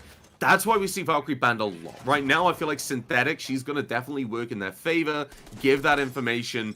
Like, you saw over by Zulu. That's where one of the cameras are. I don't think I look over towards Zulu that much around about that white stairs. That's not where I look for Valk cameras. This is where I look for it. In that little corner. But still, even if it gets taken away, the knowledge that it's gone is enough. Because you simply say, okay, they're in trophy. If we have C4s and vertical, now's the time to do it. If they're starting to push in, well, we have that little bit of forewarning. Everything counts. Everything stacks up in Rainbow Six Siege, and just that little bit of information with Valkyrie, it just gives you one more little thing. And Spiker is trying to make a big thing right now. Very, very close in Swamp, playing it carefully. Realizes a lot of problems can come out from this stairs. Not going to be able to find a kill, but not going to die either. And I talked about this earlier. While we do see the attackers, they've got an investment for the late rounders, so it's a lot easier to kill Tones, well, Tones is still alive. And that hatch could still have a C4 coming through it if Tones was nearby. That's what Noro need to be careful for. Observer exposed Valcom.word. That's always the program that you need running as an attacker. And unfortunately, JJ was definitely not doing that, playing his position far too aggressively. But Freak, he's always going to be sitting a little bit too close to that Goyo shield. It erupts in his face. He's going to lose some HP, but he still has plenty of fight left in him. Now, all of North Attic has fully foregone, and you're going to have to now find different means of aggression if you want to stop the insertion of the attacking roster flooding in through the north. But they also have to start to rotate some of their attackers on over to the south. This way you apply your 180 cross off, and there it is, fully opened wide, and Synthetic now has to rotate towards the west of their bomb site and put themselves in awkward positions. With that big window opened up, those positions are going to get a lot worse. Yeah, I feel like that's the big issue. Attic is now open, and now the attackers can push through. He is the big part. He is the stalling out. Tones is able to find Spiker, and in doing so, well, the Nomad's gone, the GN is in chat, and the mental, well, it's in the dirt, Chief. Well, looking at the attackers, they have to push through these two-pronged areas. Adapt, you need to push out that Attic very, very quickly. So Esteem, yourself, and Dommy can push forward. And while they're going to find a good number of kills, freaking Tones being taken away on the white stairs, and, well, that's just neutered quite a strong part of that Synthetic defense. The two players that really standing out, they're gone at the moment. Spiffy Poo is still on the board, but how much impact can one player have? Now, Poison and Broco, they're trying to prove that and really get to work with the utility as the smoke canisters and the older will begin to push. But Steam's in that safe position, starting to plan. Right now, the post plan is in a really good spot. Dommy's able to find a kill, but Poison pushes through, is able to stop that plan going down. Adapt has to go on the hunt, but right now, Synthetic, they play it safe, and Proco shuts it down. Very nicely done from Synthetic, realizing they have messed it up. They have pushed in, they tried to get a plant down. A lot of utility was committed at that point, but it wasn't too late. Synthetic, they pushed forward, they got the shotgun, they got the SMG, the plant was stopped. What I wanted to say, Chief, was that Noro, their positioning was really good. We saw Spiffy Poo try and push up, but was taken down immediately. Yeah, Noro Areto. valiant effort for them, honestly, to be able to come back from that deficit, that large man deficit, to a position to put that bomb down. I mean, that just shows their resilience and their ability to take gunfights and win that. Back when they were known as Aerial Rise, one of their strengths was when the round devolved and their strategy was destroyed outright. They said, all right, I respect that our strat didn't work. I'm just going to rely on my high aim lab score to win opening duels or secondary and tertiary duels. And to their credit, they won that to the point where they're able to put that bomb down. But unfortunately, to them, the damage was already done. When they ended up putting that execution phase into effect, that is when that diffuser is being planted on the ground, since they only had one of their teammates left, that's effectively a 1v2 temporarily, because you can't have your gun up and put the diffuser down. Synthetic was able to capitalize on that, but again, Synthetic, they did make a mistake allowing the attacking roster to get back and almost to that position of saving that round. And while Synthetic, they're going to make another mistake. One of that Goyo shields, it's going to blow up smack dab in the face of Synthetic. Wasted utility, and Freak, who can be quite a gunner, is now going to be below 70 HP. He needs all HP to play in this position. Unfortunately, he won't have access to it. Yes, well, he does have an Alder that he has access to. 81 rounds of pure pain, if in the hands of the right player. And when you look at the statistics and how these rounds have been playing now, Freak might be exactly that. Now, Noro, they're wasting zero time. They're getting this utility. They're getting this self-destruction done. Poison can try and stop it. But JJ is very, very aggressive positioning already. If this wall gets opened up, well, you've got somebody there crossed already to put the pressure on. Now seeing the frag grenades able to take away Poison, and look at that shower, it's actually fully reinforced. This means that a push, if drone properly, which Tommy has done, well, they realize they can push onto site. That kitchen is a key power position. Tones will take a lot of damage from this frag grenade, but with the sidelines being open, Tones gets one, will be punished by Dommy. And now JJ has to make more sightlines. A huge opportunity here for Noro. They realize there's a player in Shadow, there's a player in 90. We could go for a plan. But where's the third one? Where is the last? That's going to be Spiffy in Kitchen with the Vector. Huge power weapons in play, but with Freak fully reinforced in. Is it going to be stopped? Not by a C4. Shot out in midair. Spike is able to find a kill. JJ sat. It's such a tight angle. Adapt's able to cover and get the kill onto Broco, Spiffy, all on their own. And Noro, an almost flawless execution of the site. That was an incredible execute on that tertiary bomb site. And Synthetic, it all started off with mistakes. Small mistakes like one of their shields being removed during that prep phase to team damage. I mean, that forced one of the shields to be picked up from another location and to fill in that spot. After that, well, all of your Apex positions, you're down one of them already. And the Synthetic, they were forced to take aggressive duels from the get-go, and they lost those outright. That was a frag grenade softening up the position of Synthetic, and then it was answered by more aggression. Synthetic realized that they had a -2 man disadvantage, so what they elected to do, well, they put one of their troops over to that small tower reinforced wall that was Swiss cheesed from Habana and Esteem. He took a gunfight. He was able to win that. After that, now it's only a -1 man disadvantage for Synthetic. His positioning was so aggressive, he had only another option to continue on that wavelength of aggression. Instead of re-peeking those X-Cairo pellets, he's assigned to swing the door frame, but that was a predictable manner because, well, a defender isn't going to re-challenge at exact same angle because the likelihood of an attacker to be holding an incredibly hard angle from outside either the door frame or the window, well, it's just too high. And that was the case for that round. He challenges the closed door frame, ends up losing it, and at that point, the entire aggressive manner for Synthetic is now buried all the way over to the west, and they're just going to have to rely on their throwables, which was shot out in mid-air by the former members of Aerial Rise. I'm simply saying, and I'm going to go on record to say this, I think that round would have been so different if Tones wasn't fully reinforced in showers. Think about it. There's a rotate. I concur. Literally, you get an angle onto the plan for that went down from JJ. That wasn't there. Simply put, that entire round, everything you said relies upon that because JJ Tones is trying to take a gunfight. Oh, Freak, sorry, is trying to take a gunfight where you can't contest the plan. That's what Maestros are planting all up in every sense of the word, as well as information. That's the issue. Now, anyway, moving forward, Synthetic, they still have that round advantage. They just want to keep it. They just want to compound this, put another round on the board, maybe make it 2, maybe make it 3. Realistically, shockingly enough, Chief, in the game of Rainbow Six Siege, they want to win rounds. Now, Freak is going to be stacking utility, realizing this North Tower stairs. That's going to be a big, big issue. The biggest issue, though, for my opinion, is Nora's approach last time. It was kind of shaky. They just dropped down that hatch, maybe put some pressure on Laundry Freezer, but they got dealt with very easily. We saw Synthetic collapse and shut down these lines of sight and avenues of attack so easily. JJ, if you get this hatch open, don't drop. It's a sightline. It's a late round drop. At least get the Gemini in there first. For the love of the Lord, don't just drop Domo. Spiker giving me a little bit of a heart attack. JJ will be droning and will spot Freak. Utility will push through. And now they know there's a player on highway.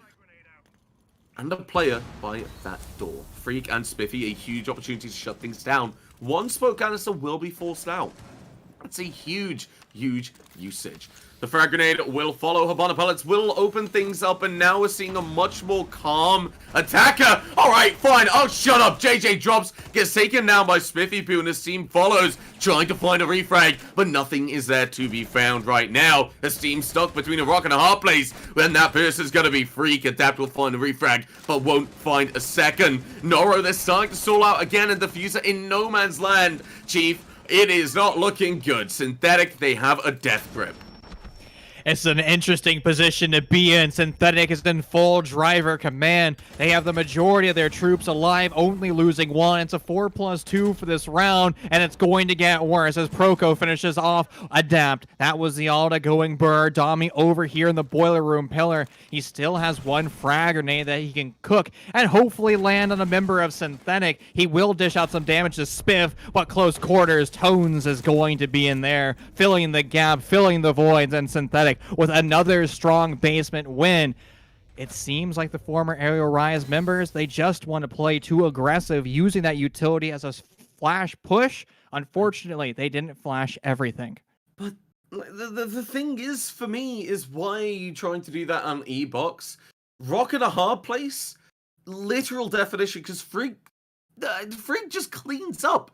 JJ drops in with Diffuser and dies immediately thanks to Spiffy holding that angle and covering Freak while Freak is dealing with the North Tower presence. It's exactly what we saw last time. It was Noro, they just fed. I don't know how else to describe it. They dropped in, they gave the Diffuser. If you're going to do that, don't have the Diffuser there. Well, the big thing was, they'd already dropped 2 players down there. As soon as JJ went down and died with the Diffuser, Esteem followed, and I don't think that was it. They probably expected something like that, and they realized E-Box control, that's not ours. They might have a player there. You've already lost a player, right? And there are 2 attackers, or 2 defenders, sorry, in this key position that can deal with you. They are specifically designed to do exactly this. Spiffy deals with E-Box and North Stairs. Freak can also deal with North Stairs and that bunker door and E-Box. It just depends on where they're looking. At some point, there's going to be all of these angles covered. Freak's going to look one way and Spiffy's going to look the other. They might switch, but the end result is the same. Noro have created a kill box that you are willingly putting your head into. And the jaws of the shark, well, they're just not something you can survive. Yeah, I think you said it best. You don't want to go swimming with great white sharks. That's how you have your leg removed. And we all know that you need legs to, well, walk around. And in Siege, there is a lot of walking to do. Color casting, it's hard work, isn't it? Isn't it the truth? I mean, let's look at these positionings right now. We have small tower that could be an occupation to maybe use that big window, but it's actually going to be the big tower for the former members of Aerial Rise, and they're going to have this as their primary execute. That's all fine and dandy until you walk over to South Pit, as you're going to find yourself once again with the deployable shield right in front of you, and there is going to be, well, utility in your way. No Jaeger being shown, so it's only going to be those my pancakes, but the defenders, they could use those Aruni gates as a pseudo ADS charge where they'll be able to grab some type of projectile that's sent down range, not currently being used by Synthetic. They're actually going to be using those gates as a entrance denial, grabbing any of the attackers that try to work their way in through those positions. South Pit being cleared out in swift manner. There's the eruption in that shield. No more frag grenades needed. The big thing for me is there's no Jaeger actually being brought out by Synthetic. They're opting for that Wamai and Aruni combo. And this makes sense, because you look at where these Aruni gates are placed, they're draining that utility, but, well, the Aruni gates, they get triggered by a lot more. They just have a Gemini run into it. That's exactly what Domi did, and that's where we saw that breach. You can see right now, Domi's going to have to do it exactly again, or use that drone. The drone's going to get shot, and, well, the utility, it's still there. Like, the whole point is, I'll bring in a Jaeger and a Wamai, it's not as vulnerable. And I mean, it's a good thing that these Renegates can trigger so many things, but right now it's just not working out for Synthetic in the best way. Like, obviously, well, by the scoreline, it's not exactly hurting, but I think it comes down a lot more to this gun skill, and maybe even the preference with the gun and why they brought it, because Freak's quite comfortable with this gun, able to find one head with it just to prove my point onto Spiker, the Nomad being taken away, and now Freak wants to get aggressive. The smoke canister will lock that player in closet in half, and Dummy just going to be able to find a kill. Shuts down Freak. But 20 seconds left, and only 2 players are dead. Noro, they have a lot of utility to clear through. These 2 smoke grenades are there, Aruni gates, Maestro cameras, Goyo shields. The plant, though, it's starting to go down. Adapt knows this and is trying to cover it, but, well, the Alda, it's going to find that sweet song of death. The team's going to find 1 kill. Spiffy with the answer. The plant is going down, but a swing is needed to stop it. The double peak comes through, and Spiffy able to win it out. Will shut things down. Poison smoke canister closing everything else. And, well, there we go. Just Poison getting TK'd by Proco, wanting that defuse for himself. And will actually donate it to Spiffy. Well, huge round from Synthetic. The coordination and the delaying factor that this team are bringing. They're playing it really well. They're finding impact kills. And when we see Nora push, there seems to be a lot of bark rather than bite. And the thing is, we saw so many things work out well for the former members of Aerial Rise, opening up North Attic, opening up South Games, but when it came down to their execute, they weren't all on the same wavelength. The first mistake that was made was that big window pressure, allowing Freak to take that gunfight and win it outright. That, at that point, means what are you going to do? Who are you going to rotate on the attacking team to fill in that void? Because every member of Synthetic was allowed to now push up, away from the west. Their backs were against this wall, and now reinvent their crossfires, directly shut down the exact same plan that we saw starting to go down. And maybe that's an opportunity for the attackers to say, we respect your power positions, but we need some of our own. That's the opportunity you have to rotate somebody up to that white stairs. You don't necessarily need to take a gunfight. A flashbang is actually going to be enough because that player sitting on white stairs now has to be recalled. Do I stay in this position? Do I aggressively swing out to the northeast side of the map, either through South Pit, through South Games, or over by the trophy door? Or do I take the challenge of the player coming down the white stairs? That is a long list of things that you need to deal with, and that's all that a flashbang will do in that scenario. Force that decision-making of that one defender. You don't even need to capitalize on it. That one split second of decision-making might be enough for flashbangs, frag grenades, and smoke grenades to go down range, and you can start to go for a plant. Again, it's about creating a diversion, enough to have the defenders say, there could be an execute right now, and I can't help my teammates. Yes, and literally what I want to point out is Showers has been fully rotated again. Spiker, all 3 air jabs will go out, but will still continue to take damage from Tones, who's just going to pull back and get away scot-free. That's a huge, huge amount of damage to deal. Freak will hold this position, Proco will be supporting, but the big problem from this is that they risk getting tunnel vision if they focus too much on this position. Basically, with this wall being reinforced, if there's a plant starting to go down, 2 options are there for Synthetic. Either their anchors in kitchen, they get aggressive, they push forward, or we see Tones just start to step up a bit more. The frag grenade will go through and Freak will fall. Now Proco can't afford to move. The revive will start coming through. The Gemini will be taken away from Tones, but the Maverick is going to start opening this wall. This showers just became a kill box for Tones. You're not getting out of there without winning a gunfight, but JJ is going to be able to find a kill. Poison takes away the Alder in a team kill. I think he realized, well, he's going to die and I'm not going to let you get the kill. So I'm going to get it. Now, Echo is still on the board, Chief, but the side control, it's falling in the worst way for Synthetic. I think Spiker summarized that best in all chat. What are you doing there? Tones was trying to go for the res. He played that so aggressive. He put himself on an island in that corner where he said, well, I have to basically take a gunfight, which is his only option at that time, but he never needed to put himself in that scenario. Now Synthetic is down a man, and they're in the execution phase where they have to start to defend. They have all smoke grenades, 3 sets, which means 30 seconds of time denial. You still have those echo drones, but you would like to be going into this execute phase at the same roster count because Dami is sitting on 3 HP.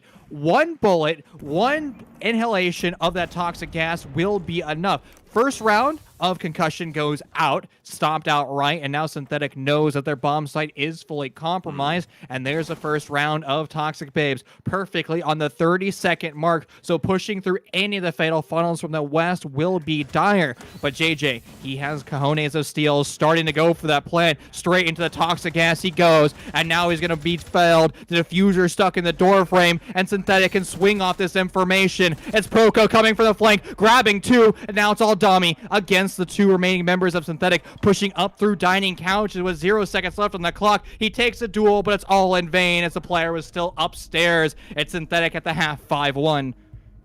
I feel like that's a huge effort from Synthetic to just play time and bait everything out. Those yokai drones staying alive, that kept it all going. I mean, we saw a lot of very sloppy play in that showers area. We saw the reinforcements. I keep talking about it. Think how simple it would have been to kill JJ if that reinforcement wasn't there. Think about how simple it would be to peek even safer onto that dining site. You didn't have to swing, you didn't have to get aggressive and play just like we saw the Wamai. A lot of things could have gone very different yet again, but the most important thing that did go differently for Synthetic was that yokai. It stayed alive, it had that impact, it realized that, simply put, you have a lot of impact, Spiffy, just from staying on the top floor. Let your teammates take the gunfights. That's what happened. You were able to stop one plant. JJ has to pull back, realizing there's aggression. You're wasting time. He pushes again, starts to get the plant down. He knows the yokai's there, but he can't afford to waste it. That's when the swing came through. That's when the smoke canister went, and JJ was felled. Synthetic, they found the time to strike, and they were very skilled to do so. Now, though, they're going to need to do that on attack. Finding the time to strike is something you need to be consistently good at.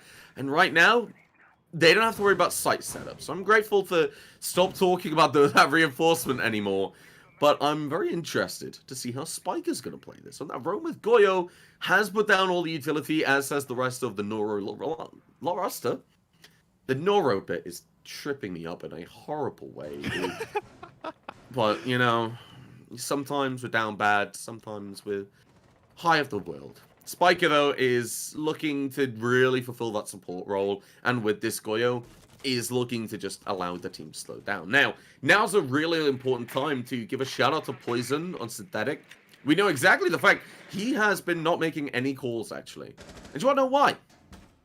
We would have heard it through him talking. He's been just hotkeying the whole game, which is quite impressive, and he's been dead silent the entire time, giving us room to talk. So thank you, Poison. You really are a hero, but you will be taking a bit of damage. It doesn't matter, though. Freak's able to find a kill onto his team to start things off. A minute on the clock, and a player will be immediately forced over to fill that position. Fast executes for Synthetic. Freak has the reason why he's known as a freak, because the man is capable of slaying. But I do need to play devil's advocate for a quick second, going back to round 6. The reason why Synthetic is actually reinforcing that wall, as you can see it playing out, it's the ability for Poison to sit in that door frame and send out smoke grenades. If it was opened up and when you lose showers, the crossfires from showers the attackers have will shut that down. So that was their idea behind it. Now, you were talking about the opportunity cost of why you wouldn't do that, but at least in the strategy that they wrote down, that was their idea. And I can't fault them for it, at least on paper, because it did work out, at least in that round. It worked a lot better on the second attempt, I will agree. But Synthetic, they're having a really good time of it so far. They have lost Proco, but the hatch is already open. The main issue are these Aruni gates, and, well, they're not that big of an issue when you think about the utility still on the board, because you got these players alive. Spiker, able to find his second kill, will be picking up Tones on the freezer stairs. Now Freak, he's going to be running for a second kill of his own. The hatch is open, tries to catch Spiker, but won't be able to do it. And the drop will come through, the full flashbang. And then Spiker's able to find a third for his troubles. Adapt will take away any chance of an ace as Spiker picks up the fourth kill into Laundry. Noro pick up a defensive round. Their first one, and most importantly, Synthetic weren't really anywhere to be seen in that round past the first minute. Poison made a few mistakes. He's a primary IGL for Synthetic, and it all started off with not calling the full roam clear. Now in basements, we've seen the success of it defending rosters when they go for their full grandiose roam, and there was no change, or there's no seeker. Then round 7, we saw that exact storyline start to pan out. That was Spiker playing in positions that Synthetic was just not prepared for. That's why when you're in IGL, you still have to do your due diligence. Just make sure that every nook and cranny over towards the side of the map currently isn't being occupied, because in this scenario, it was being fully occupied. And then after that, once you lose one of your hard breachers, well, you have to start to subsidize who is going to fill in that void. You did have a Hibana, but you never really completed opening up enough of that basement. Instead, once again, Synthetic made a mistake of not calling those drones and just started haphazardly pushing down those freezer stairs.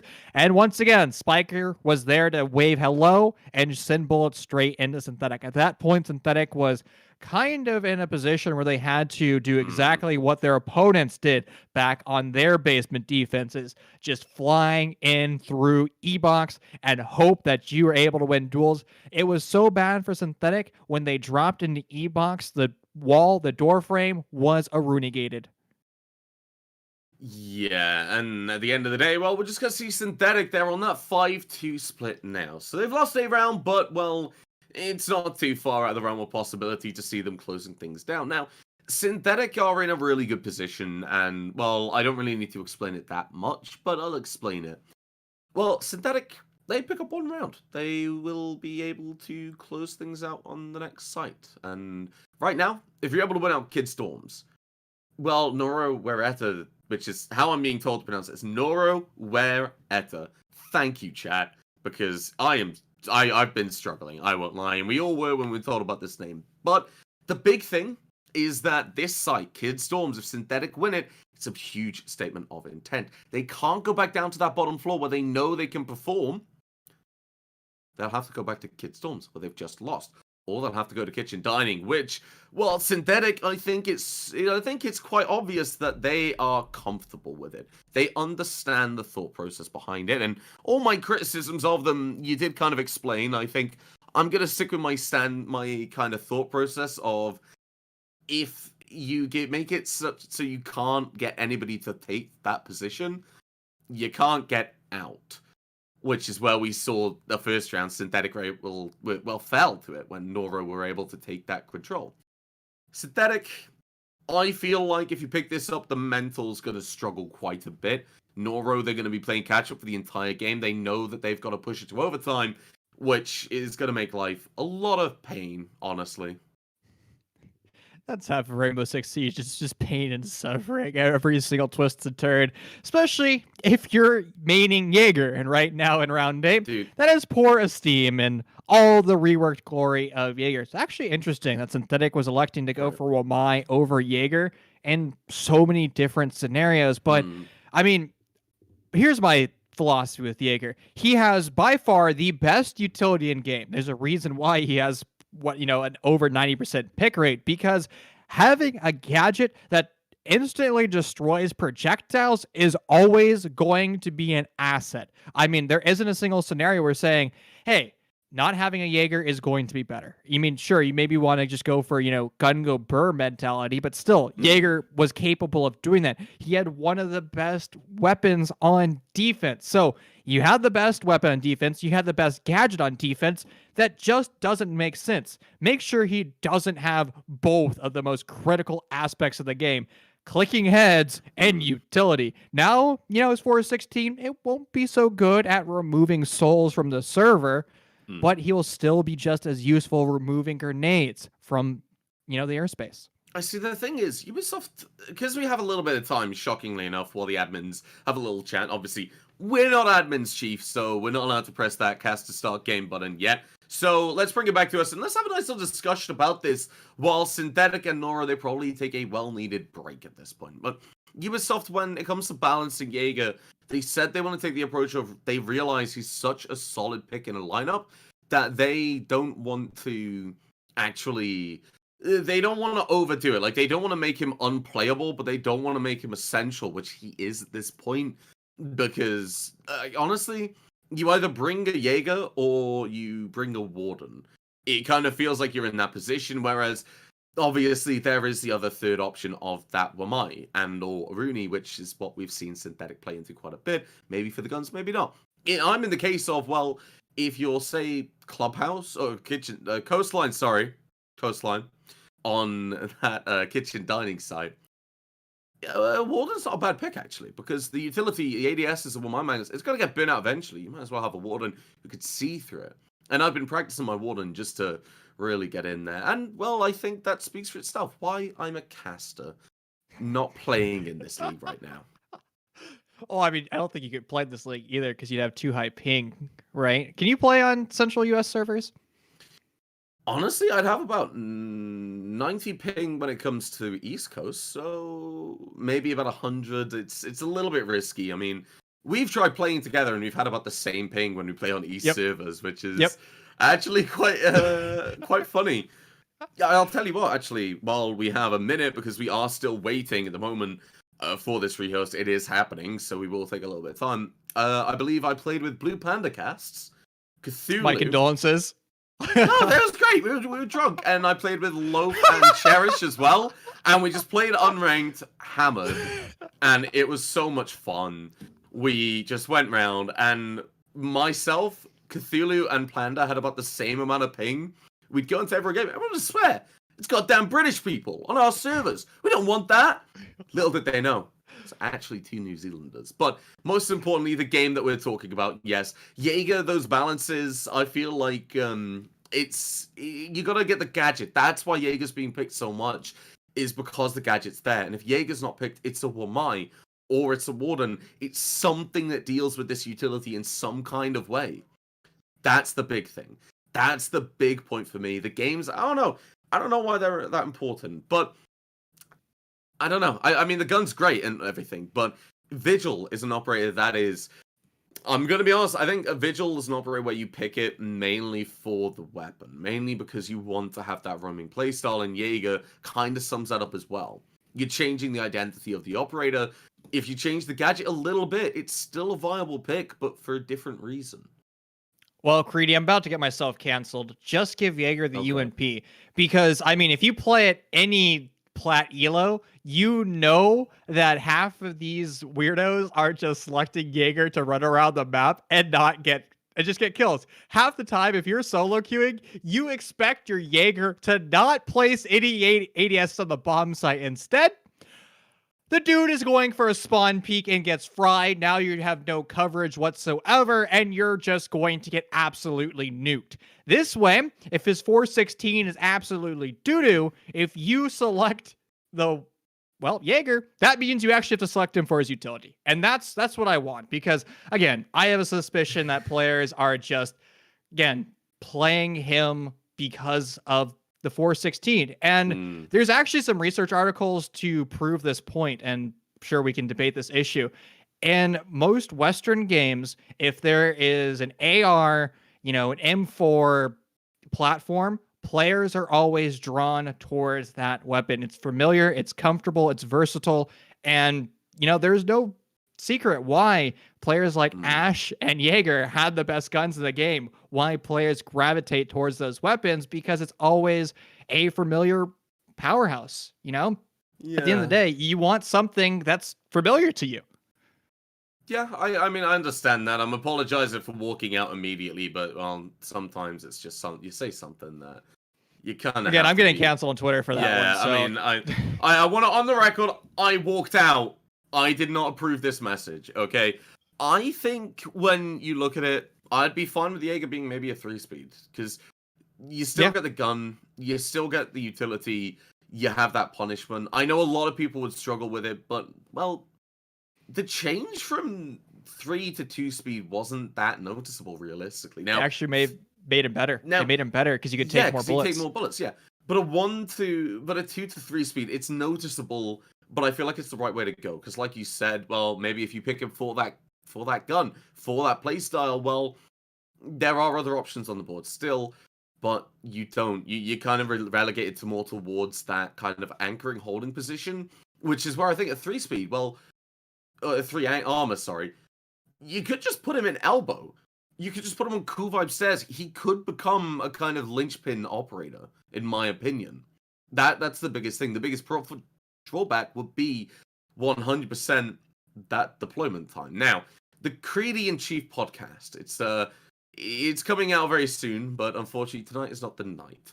There is the game between Synthetic and Noro, and there is a very obvious elephant in the room, and that is the break in the momentum, Chief. Not only do we see it when Noro won that first round on the defense, but we've also seen it in this rehost, haven't we?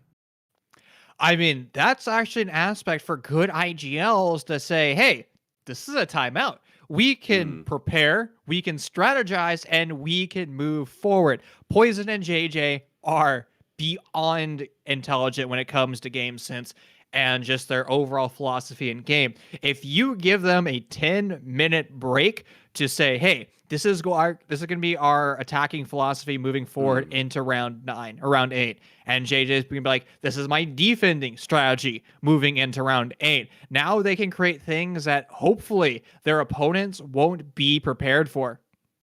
Yes. Now, luckily, Chief, that break is over because, well, it's a great time for IGLs, but, well, for us, it's just a lot of fill time. It's a lot of waffle. It's nobody's really waffles. Yeah, but nobody's really here for the casters talking about it. While we're waiting for the game, we'll wait no longer. Synthetic and Norawera, well, we're going to be going into that game again. The bans, they're yet again on the board.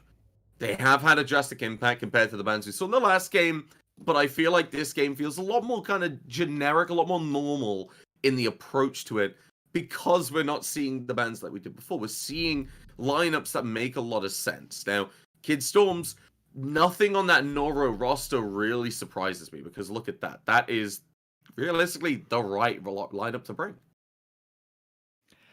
Well, you know what? You made me hungry. I was hungry for waffles for a split second, and we're not going to see waffles on the defensive side, but we will see pancakes. Those are going to be the Wamai pancakes, so it's all going to be the structural defense for our formerly known airplane roster, and it's going to put all of that circular utility somewhere towards the north side of Attic that gets you 4 projectiles that you're capable of grabbing.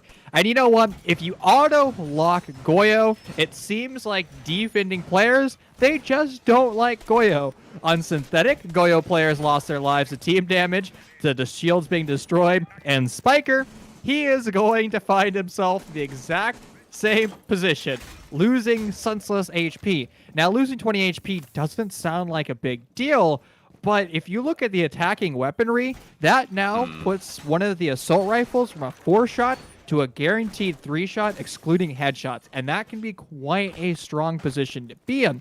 And also, that parallel will be drawn by Spiker, who's now roaming downstairs, trying to find himself in the exact same glory and position that he was back in round 7, the basement defense. Yes. Now, what we're looking at is we're looking at Noro trying to copy some strats and doing some damage to their players, with those Goyo shields. And, well, it's not that big of an issue. Spiffy will be leading us through this mini tower, and we'll see Domi nearby, but not really applying a lot of pressure, holding on the white stairs. Can strike down below if need be, but no. Right now, the game plan for Synthetic is you take control of the roam clear, you get this done, you look for this kill for the player in split. That's not going to happen right now. Spiker going to be given that freedom of movement you just simply cannot give a roamer or the defenders in any capacity. Poison will be not be aware of Spiker. Spiker's going to get misdroned. This is a big issue, especially in that late round. The rest of Synthetic, they're going to start doing their vertical play, but they've been told that this meeting is clear. Spiker still in split. Domi's coming down to support, realizing there has been a lapse in droning, and it's about to strike. JJ is going to be able to find a kill onto Freak. Spiker collects onto Tones. That investment of that miss drone, well, that's going to make life a lot better. Spiffy has the refrag and brings us down to a one-man disadvantage on the side of Synthetic, but is it enough? Poison's trying to open up this attic, and in doing so will give away that information. They know that they're coming attic now. It's not that big of a reveal, let's be honest, Chief, but with a player advantage, Noro, they have a decision to make. How do they decide to bank their players, invest their positioning, and really, most importantly, ruin Synthetic's day?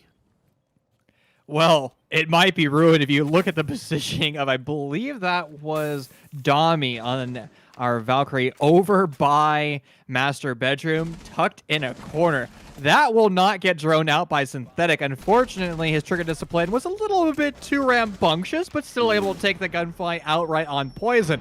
Now the diffuser has been surrendered over by Master, and Synthetic has to start to take gunfights. Spiff on one. That's his second kill now in this round. 30 seconds left, though. They're going to have to start to push through the Toxic Babes. Only one of them left, but they weren't prepared for the flank up the white stairs. Proko's still applying this pressure, but it's going to have to come down to the fragging might of Synthetic. They have to take the duel over on the players sitting deep behind the west side, as well as that Goyo shield. Losing that gunfight means Spiff has to now replicate this twice in this round. Going to the shotgun is perfect fashion for him, but he still has to grab that diffuser. That's a big if. It's going to be a sprint through barbed wire, and he's going to lose the gunfight to pre-prep Nitrocell. Synthetic, more mistakes in the round for them, not identifying the roam clear, and they're going to lose the round as a result. As soon as the barbed wire got touched, the C4 went off. Nora Werata, I hope that's pronounced properly well. Child tell me in about 3 minutes. But most importantly, right now, that's a big break in the momentum. They've had that break. They've had that little bit of time where we had to go the Chief and Greedy podcast. What was needed in T3 Siege, by the way, they had a break. They came back into it, and they won the first round. Because Synthetic made some monumental mistakes. The droning, the corners weren't always checked, and, well, Chief, one time you don't check a corner, that's when somebody, but in this case, Spiker, is waiting. In doing so, we saw Domi just pushing down the stairs. As soon as JJ got a kill, well, the attackers, Synthetic, they were moving around. They were in a frenzy. But they didn't know. They were only looking upwards. They didn't look around. That's where Spike was able to find the frag, and then Domi just came and collected. And that's where things just really fell apart. Now, kitchen dining, it's a lot harder to get to miss drone somebody, but it's still possible. Synthetic, they're going to want to, with this lineup, they're going to want to take that mid tower, because there's a little angle that you can, with that Maverick blowtorch drone, you can torch through the floor into showers. You get a perfect angle behind that shower pillar, and you can flush out the player. That's what Synthetic are probably going to want to do, because look at the utility, look at the operator that's going to be there. One frag grenade, just one gunfight. You can open things up, and if you have somebody putting pressure on from that mini tower, they're not going to hear this Maverick torch. Not droning out the map and losing drones in the prep phase is like driving on a highway and changing lanes without looking over your shoulder and checking in your mirrors. Because you do all those steps so you don't turn into the dude next to you in the express lane and crash and burn. Well, Synthetic, for 2 rounds in a row, they have crashed and burned. They have made very simple droning mistakes. It's down to basics. And those are actually things, if you're going to be making mistakes in a round, droning errors is probably one of the easiest things to pick back up and go in through. Just like Freak, dry peeking into a door frame. There was a drone by Poison able to capitalize on it. They saw that there was an opening, they took it, and they won it. Preset nitros have now also been identified, and you can hopefully shoot that through the floor, but be very careful stepping near it because it can still just remove your kneecaps. Well, not necessarily. JJ's dead and in the dirt. That C4, it's not going to have that impact. And because of that, well, simply put, Spiker, the only one with the C4. Synthetic, though, they don't want to take the risk, and, I respect that. They're just saying, get the goddamn hell rid of it. We're not risking anything right now. 1 round, we can allow. 2, they're taking the mic. 3, that's not something you can allow happen. Spiker, though, is going to be driving us there, able to even up, will take away the Nomad. And now Synthetic, in a 4 versus 4, they don't have control of the kid's bedroom. Freak, though, is just going to be able to win that gunfight onto Tommy. Adapt with the refrag tones with one of their own. Things are starting to heat up in the kitchen. Spiker's up above, has that long line of sight. Esteem towards security, well, they have positions, but they don't have retake positions. That's the angle I talked about with the Maverick Torch. That has had such influential power. Right now, this dining, it's opened up. Only Esteem and Spiker getting aggressive can stop this plank going down. With 45 seconds left, the attackers, they know, just as much as defenders, this push has got to come through. A drone will find Esteem. It won't find a kill. That's going to be down to Freak finding that third in the round. The plan starts to go down. Spiker on the hatch realizes the drop, it's got to come through. The C4 goes, but the pre-fire, oh, it lands the bullet onto the C4. Right now, Freak can catch Spiker in the middle of a reload. But Toad's is going to take it down with a diffuser. Stay alive, Spiker. Do not die. Find a kill onto Freak, but it's going to be Spiffy pushing through and giving Synthetic a match point.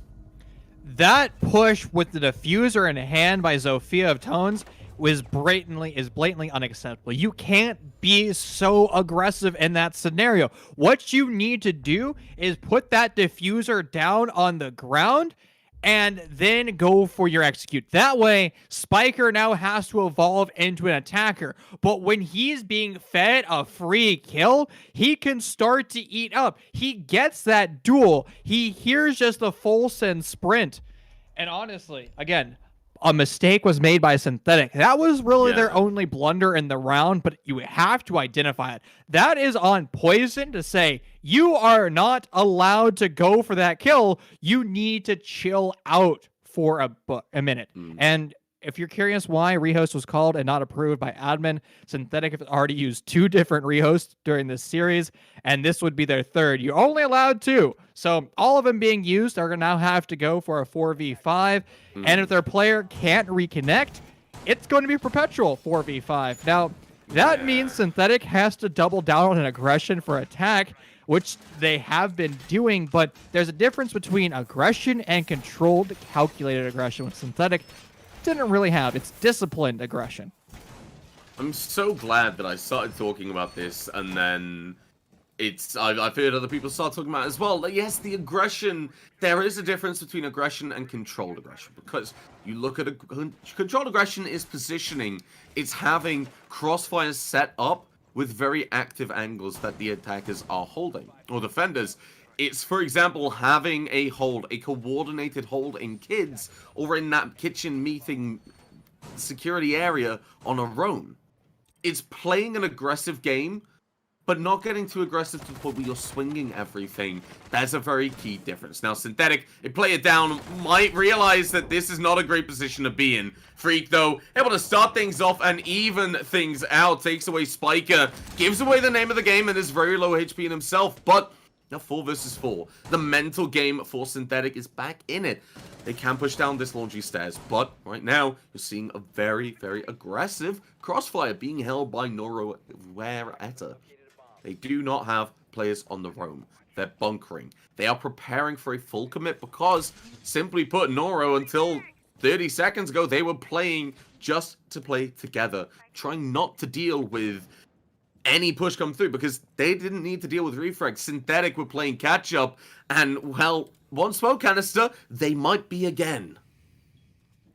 Still good positioning coming out by our defenders. they're just going to be using these fixed positions and hope that Synthetic is going to have to clear them out using all of their utility, then find themselves in a scenario where they have so little time, it's just going to be a full send execute. Now, Steam is going to be a highlight player we have to watch over here in the tucked position of that bomb chassis. He can act as a gun turret, challenging just about every single angle, challenge over to the north, the west, and the east, as well as also somebody coming in through the south, but they have to kind of eclipse his position.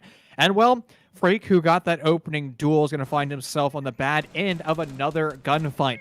Now relegated to the grave and watching all the flank watch. There is a 3 drones on flank watch, so that is enough information for him to relay to Poison that something fishy might be coming from behind. And there's that turret position of his Steam doing exactly what he needed to. Now Poison falls.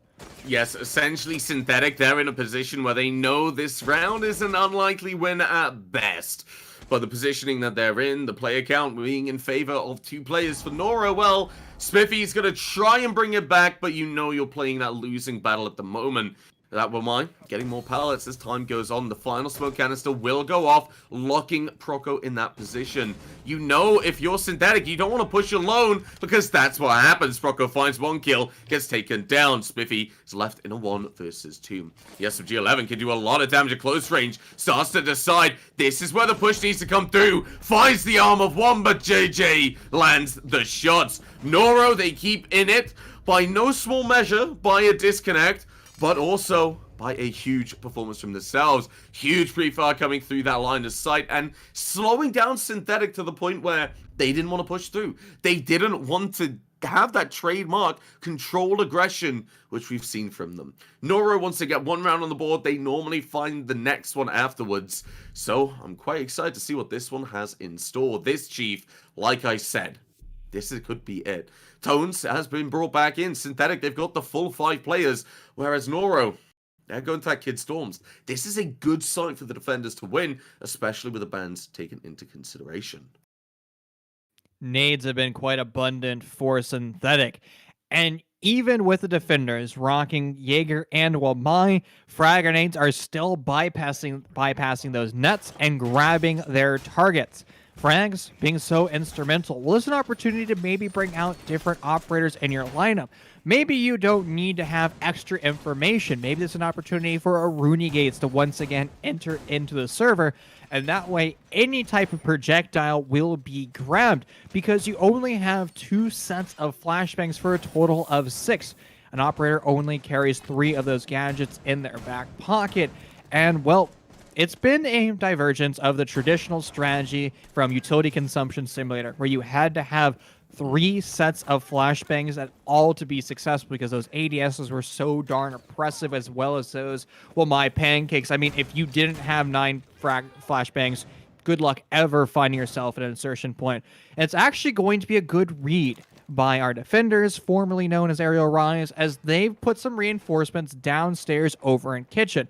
One of the strong access points for Synthetic back in round 8 was having their buck push in from underneath and start to Swiss cheese that B bomb site. That will no longer be available for 2 reasons. One, those reinforcements in the new minigame that Synthetic has to now execute on, well, that's going to be taxing both the utility department from their drones or flashbangs, as well as the time department, and also the fact that Buck isn't in the pick. Yeah, you've got to look at that vertical play. It has to go up. And, well, Buck's the only operator that really can do that consistently and to such a degree that it's noticeable. It's an operator you bring for that reason. But that is not being brought at all. Freak is going to be in that trophy, very aggressive peeking and looking for this opening kill. Spiker wants to try and put some pressure on, making a C4 hole, actually. He knows this Maverick is that, oh, if you could land this could have incredibly drastic effects. And he was going to be able to do it.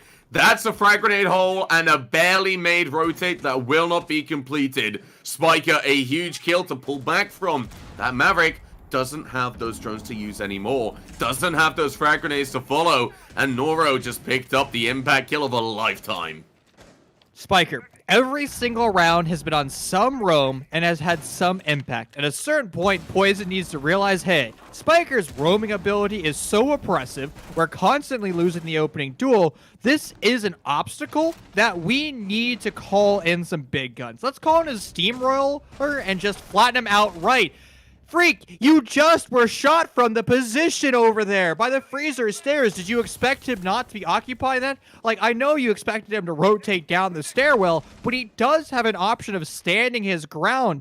And unfortunately, Synthetic has overlooked plenty of obstacles in this round, and now they're going into their execution phase with only 2 attackers left. You have your primary support and your flex support. And well, while Poison and Proco are capable of outright gunning, you'd rather have entry fraggers in these positions, and they're going to have to make that evolution into fraggers. Yeah, here's the thing. Because of this, well, it simply says something's not going great. But it is if you're on the side of the defenders. A team holding the angle will look for the drop and will be able to find it. Poison has to win a 1 versus 5 to win this out for Synthetic. It's possible. It's doable. But the Sharks, oh god, they are circling. Adapt will have that killing blow and keep Noro in the game. This possible pipe dream of a comeback just got a lot more real. And that top floor will fall for Noro. Synthetic, they are ready. They are looking to push through and bring back that momentum that just hasn't been there. Noro deciding to use their pause. And I think this is a good time because, Chief, it gives them breathing room to look at what is here. You're looking... you're 1 round from match point, but you're 1 round from losing it all. And look at the side. You're forced onto meeting kitchen. A lot of thinking, a lot of coordination will have to go into this. Personally, I prefer this as the tertiary bomb site and the other bomb site, dining room, the sister site, as the quaternary bomb site. I mean, so most Europeans tend to agree that dining room is the better bomb site, and North America seems to like meeting room. I mean, meeting room was the best bomb site for a while in all of competitive Rainbow Six Siege, at least in North America. It had a defensive win rate of over 10% on the next bomb site. And across every map. So there's a time where this bomb site was so oppressive, its win rate was just incredible. Now, it has evened out in North America between these 2 bomb sites. It's about equal. So again, it just comes down to your personal preference. However, my issue with the dining room bomb site is the buffer rooms of showers. It is so difficult to hold successfully. And at the end of the day, I'd much rather go into a meeting room defense, hold upstairs as a double buffer room minigame in over by dorms as well into games, and now you force the attackers into a 2-pronged assault. They have to clear T2, they have to clear trophy, they have to clear dorms, and even if they get that first floor tower control, if they don't have any of those other objectives at their disposal, you're going to die to a plethora of deployable shields and throwable strategies. There's a lot more in the checklist for a meeting room execute, but if you're able to complete that entire checklist, meeting room is the better bomb site for the attackers. But again, that's a big if. Are you capable of breaking down the checklist? To be fair, though, when you look at it, you're assuming a lot of things. You're assuming default bans, default metas, default strategies employed from both teams, and, well, sometimes that can be comparing apples to oranges or apples to apples. This case, I feel like Noro, they're going to prove it, and if they're wanting to bring out this bomb site, it's going to be apples and oranges. This is the crunch time. You have that option of dining or meeting. They've gone to dining before, and they weren't able to win it out. So this might just be meeting and saying, didn't work before, let's run this. We have strats developed for both, let's use them. I really like this Maestro inclusion because having it on that little corner, that just below JJ that you see on your screen, it's out of line of sight. You have to swing to deal with it, you have to take control of Swamp.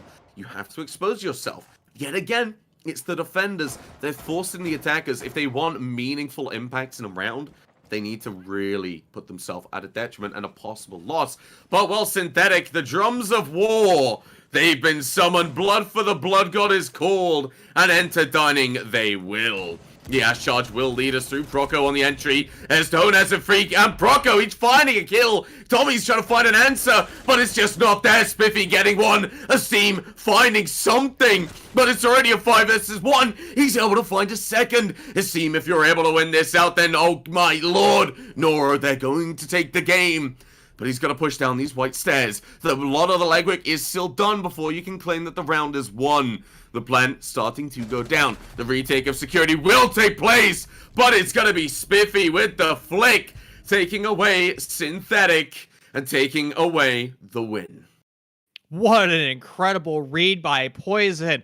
He saw that the site was still being set up, and he said, all right, Synthetic troops, we're just going to capitalize on this indecision making by the former members of Aerial Rise. And, well, they made mistakes on that setup. If you go for meeting room, you have to set yourself up with so many buffer rooms, the attackers won't be able to go for and execute. That means putting somebody over in security, looking up by the big window, having rotations in security. So if a rush like that happens, you're not putting all of your defenders in one line of sight for the attackers to look. Now you have a 9-degree crossfire, one coming from the meeting room side over by green, and the other one coming from security. That way, that fatal funnel, if it does happen, it's going to be 2 different gun barrels and 2 different rounds hitting that exact same spot. But unfortunately, that was never set up. Poison right into it, and he executed it in a perfect manner. That's what you need to do when the defenders do something that you can read into as an IGL, a mistake, capitalize, send, execute. Yeah, I feel like we've learned definitely where Noro prefer to go to and where they land on the spectrum of kitchen or meeting.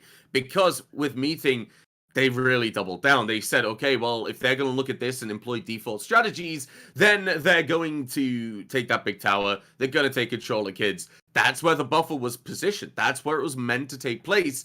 No, the rush came through. We saw a blitzkrieg, a shock and awe tactic, the rush of dining, because like you said, Poison realized they hadn't done that. There wasn't the crossfire. There wasn't these key power placements. Even if you had a player over towards white stairs, you could have at least got some information, done some damage. A scene wouldn't be placed in that 5 versus 1, but wasn't meant to be. Synthetic had some trouble closing it down, but were able to do so eventually. Very nicely played from them, but I feel like Noro Wereta.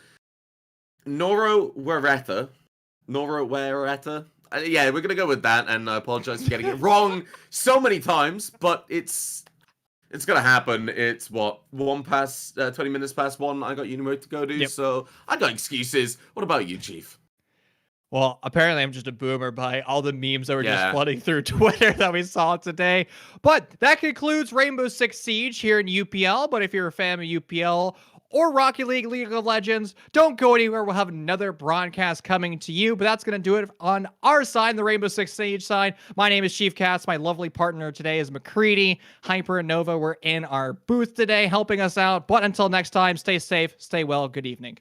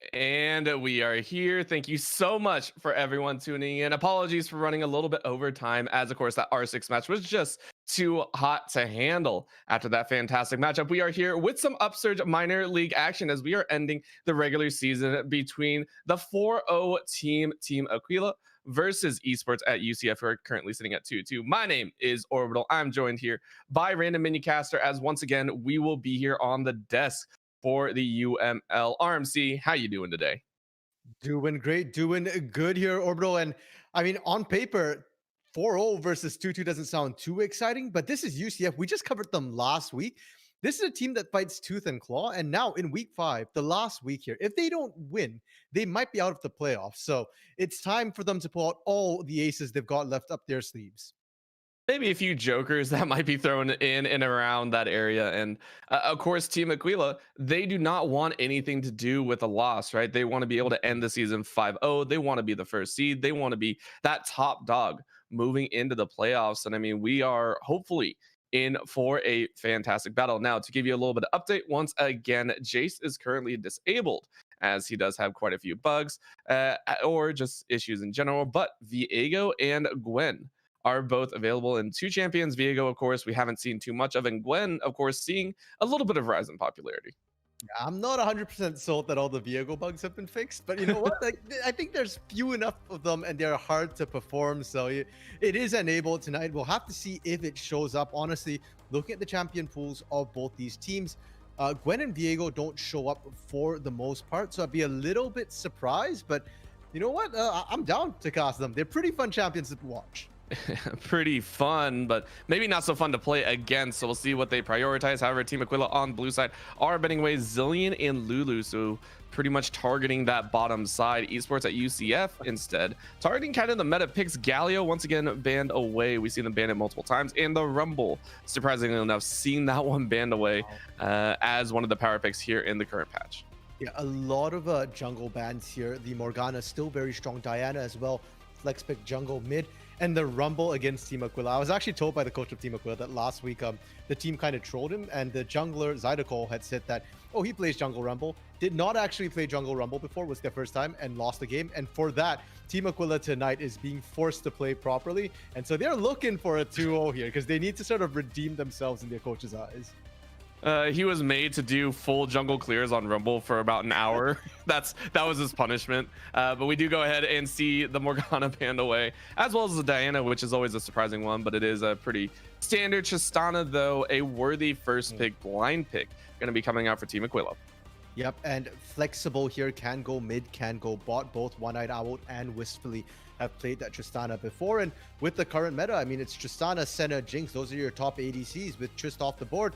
UCF looking to pick up that Jinx instead. A lot of range, does get outranged or matched in range by that Tristana near the late game there, but the Rocket AoE is just so strong right now. Just a powerhouse. And late game, I mean, it's always a battle of the ADCs. We've seen this matchup time and time again, right? You know, both going into the mid to late game, both having kind of that surprise factor depending on who has a little bit of an earlier jump, and depending who has the backup.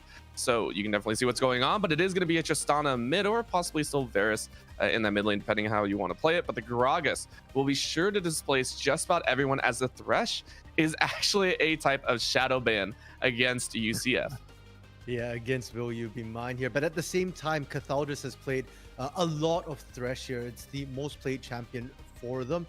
Honestly, though, Orbital, I want to look at like Gragas for a little bit, because seeing that come out from UCF surprises me. It's not something they've played a lot of so far. And to just kind of pick it up here, it means a change in their playstyle, which they might need against Team Aquila. Now, Shen being picked up as well on patch 11.9 did get the buff to that ultimate, the bonus health here. So skills very nicely into the late game. And if you want the Shen to even scale at all, you are going to ban away some of his counters and some of the bullies that can rival that top side. So the Aatrox taken away, not allowed here in this game, and the Syndra banned away by Team Aquila, so they are targeting that mid lane a little bit.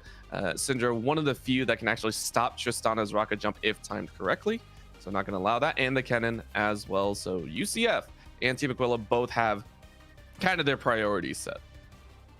And the Kennen banned away here will be more for lane, more than necessarily the team fight strength, because you already have the Gragas here, you have the disruption. If the Kennen comes at you, you can always throw that explosive cast to disengage, force a flash perhaps here. Now Yone also being taken off the table, and Arterius has actually not played that much in the UML, so there's not a ton of data here. We're going primarily off what's in their OPGGs, and the fact that you're taking out Syndra, you're taking out Yone, tells me that Team Aquila is not afraid of letting you scale. They just want these sort of lane dominant picks off the table.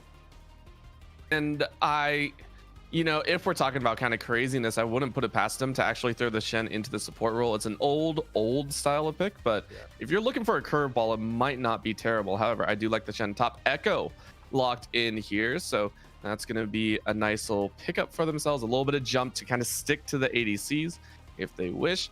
But the Gwen, we will go ahead and see one of our first Gwen plays here in the UML, at least on stream. And what better way than game number 1? Okay, and I really like that pickup here because yes, you can flex Shen into the support role, but given the changes here, the buff doesn't benefit a support Shen. You won't get as much bonus health, whereas if you do play that Gwen here into the top lane, it does do great into a Shen normally. But now the Gangplank cover, are they okay? So that's a huge deny away from Trigger Jumper, and now does that mean jungle Gwen? That would be one for the ages, as it's kind of been all over the place. Now, we've seen a few sets of craziness. Team Aquila kind of coming out of the woodworks here. And I mean, Gwen jungle, I haven't seen the clear speed with her buff and kind of, I want to say, bug splatting. I wouldn't put it past it that she can actually do some damage, but I don't believe that she's supposed to be planned there. And we do see the Karma rounding out that bottom lane. So, you know, kind of a standard composition from esports at UCF, but Team Aquila really tossing everything up there. Yeah, and not gonna lie, this is why I have a headache when I cast Team Aquila here. They do like to do some interesting picks and bans. It's fun to watch for sure, but it's also a little difficult to predict what they want to do here. And I'm personally not really seeing Gwen jungle too much. So again, similar to you, I'm not sure if the jungle pathing here. I mean, theoretically, the ganks shouldn't be too bad as long as your lanes have the setup for it. But I'm looking at the lanes here. Gangplank doesn't have hard CC. Tristana doesn't have hard CC. Varus and Thresh, I mean, that's definitely a gankable lane here. So it feels like they have a lot of damage coming through for the team, but they have to position very well if they are going to be looking for ganks from the jungle. Yeah, and again, big question marks on whether Gwen's going there. I'm half tempted to say and kind of throw down my chips on a Tristana jungle. You know, with the rocket jump, with a little bit. I mean, I don't know how quickly it's going to work, but you know, whatever you got to do to win, because I just don't feel Gwen is going to have a fantastic time in the jungle. Yes, the dueling potential might be there, right? If you're facing off against an Echo, if you're facing off against the likes of a Gragas, it just doesn't feel as viable as some other APs that could have been picked, right? Like the Elise we've seen have some tendencies to be very strong, but we'll of course see what Team Aquila have. They are the 4-0 team, so they will have you know, the opportunity to shine and possibly show us some crazier setups here in this final week.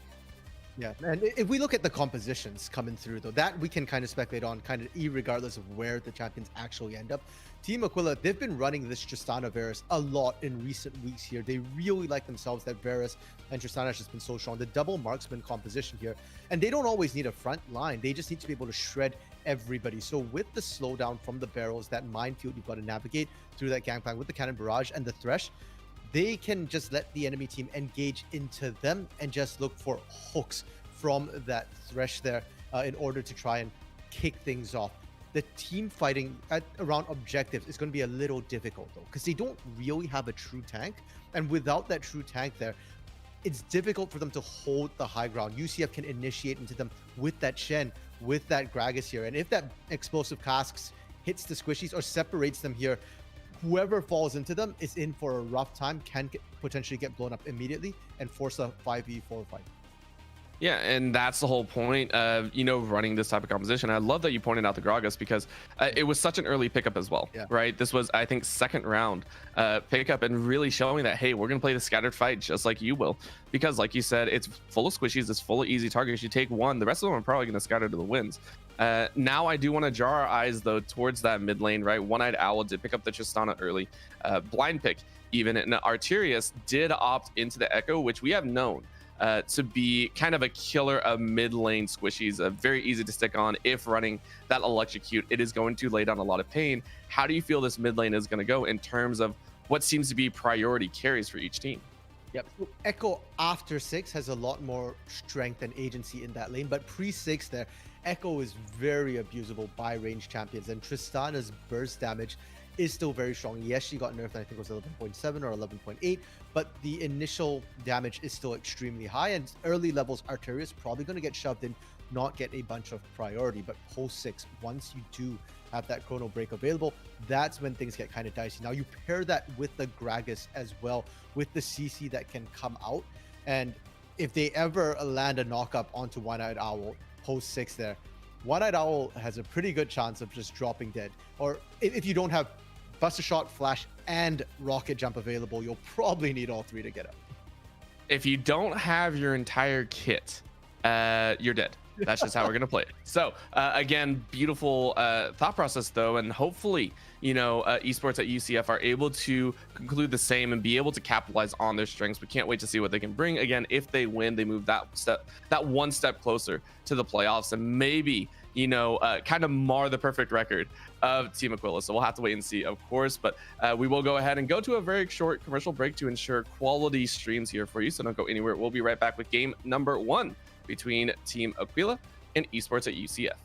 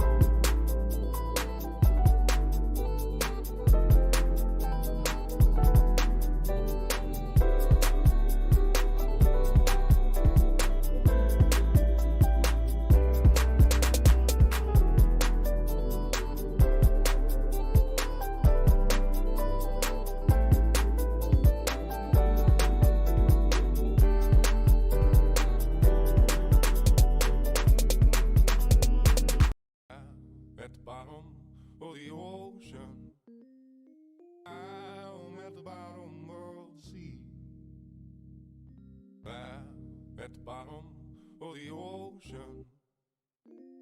Don't know if I'll make it back home.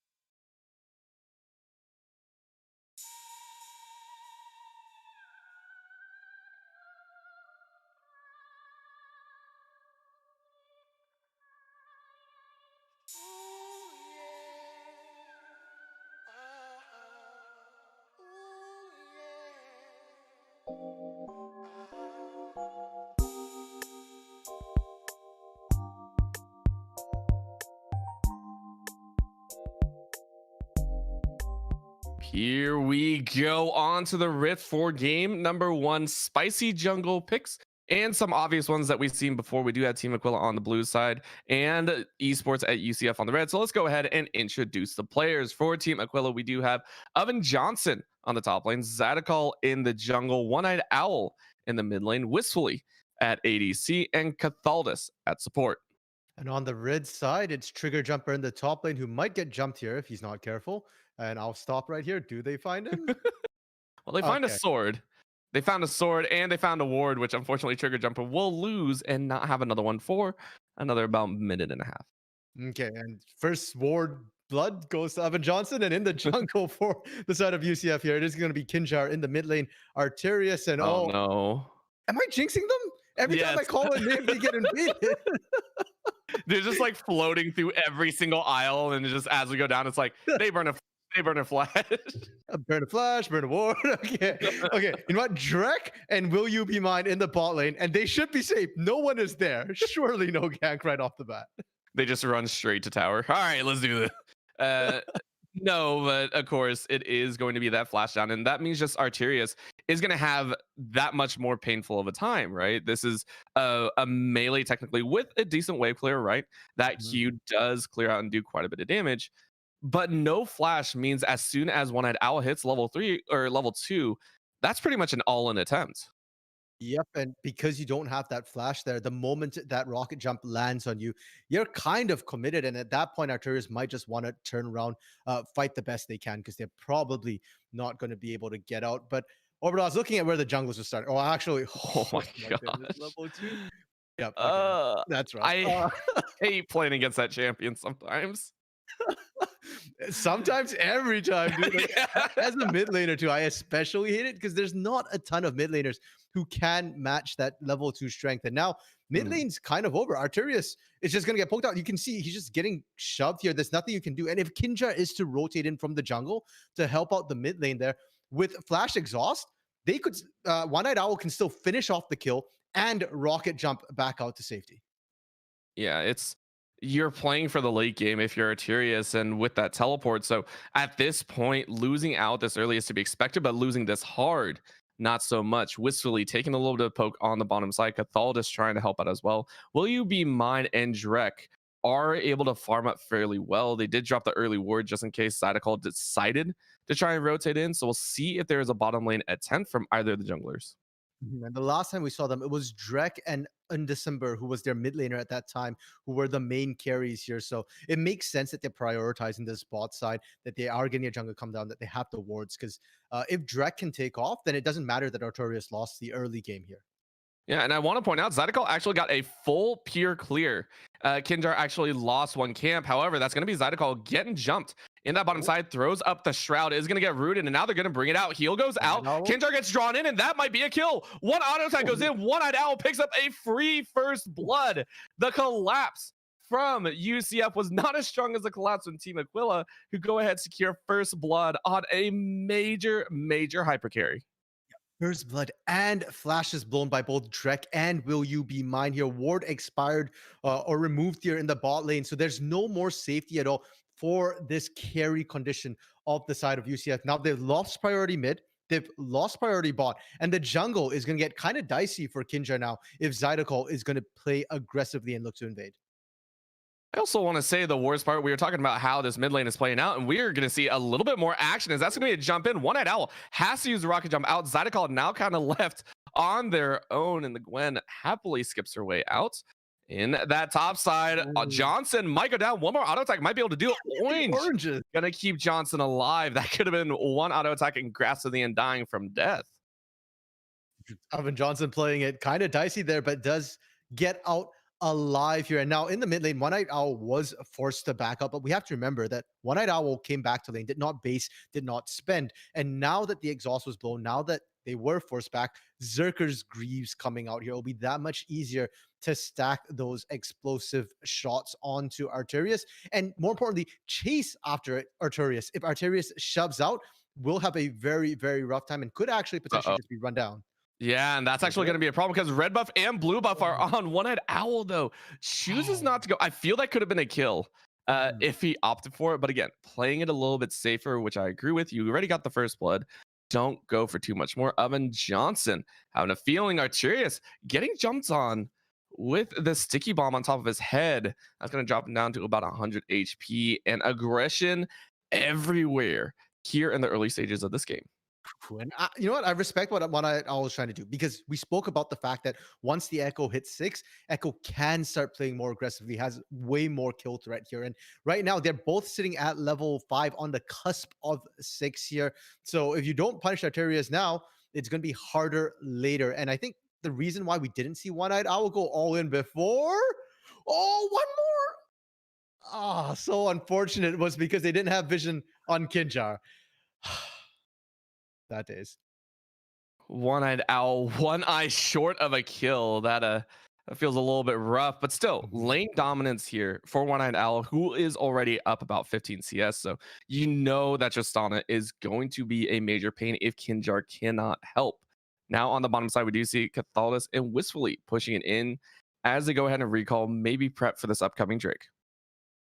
And we mentioned that CS discrepancy in the mid lane orbital, but it's really not just the mid lane. Every single lane and the jungle for the side of Team Aquila has managed to secure themselves some early advantages here. And considering that they have a very strong lane composition with triple sort of AD carries here, because Gangplank, despite not being ranged with the barrels, is effectively ranged here. And Gwen, who skills up very nicely, I've heard her described as a magical Fiora here who does AP damage, magic damage instead of physical.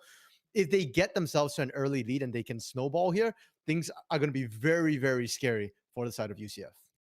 Yeah, it's gonna be a very painful time here as Arterius is going to find Will You Be Mine on the side as both supports do roam mid.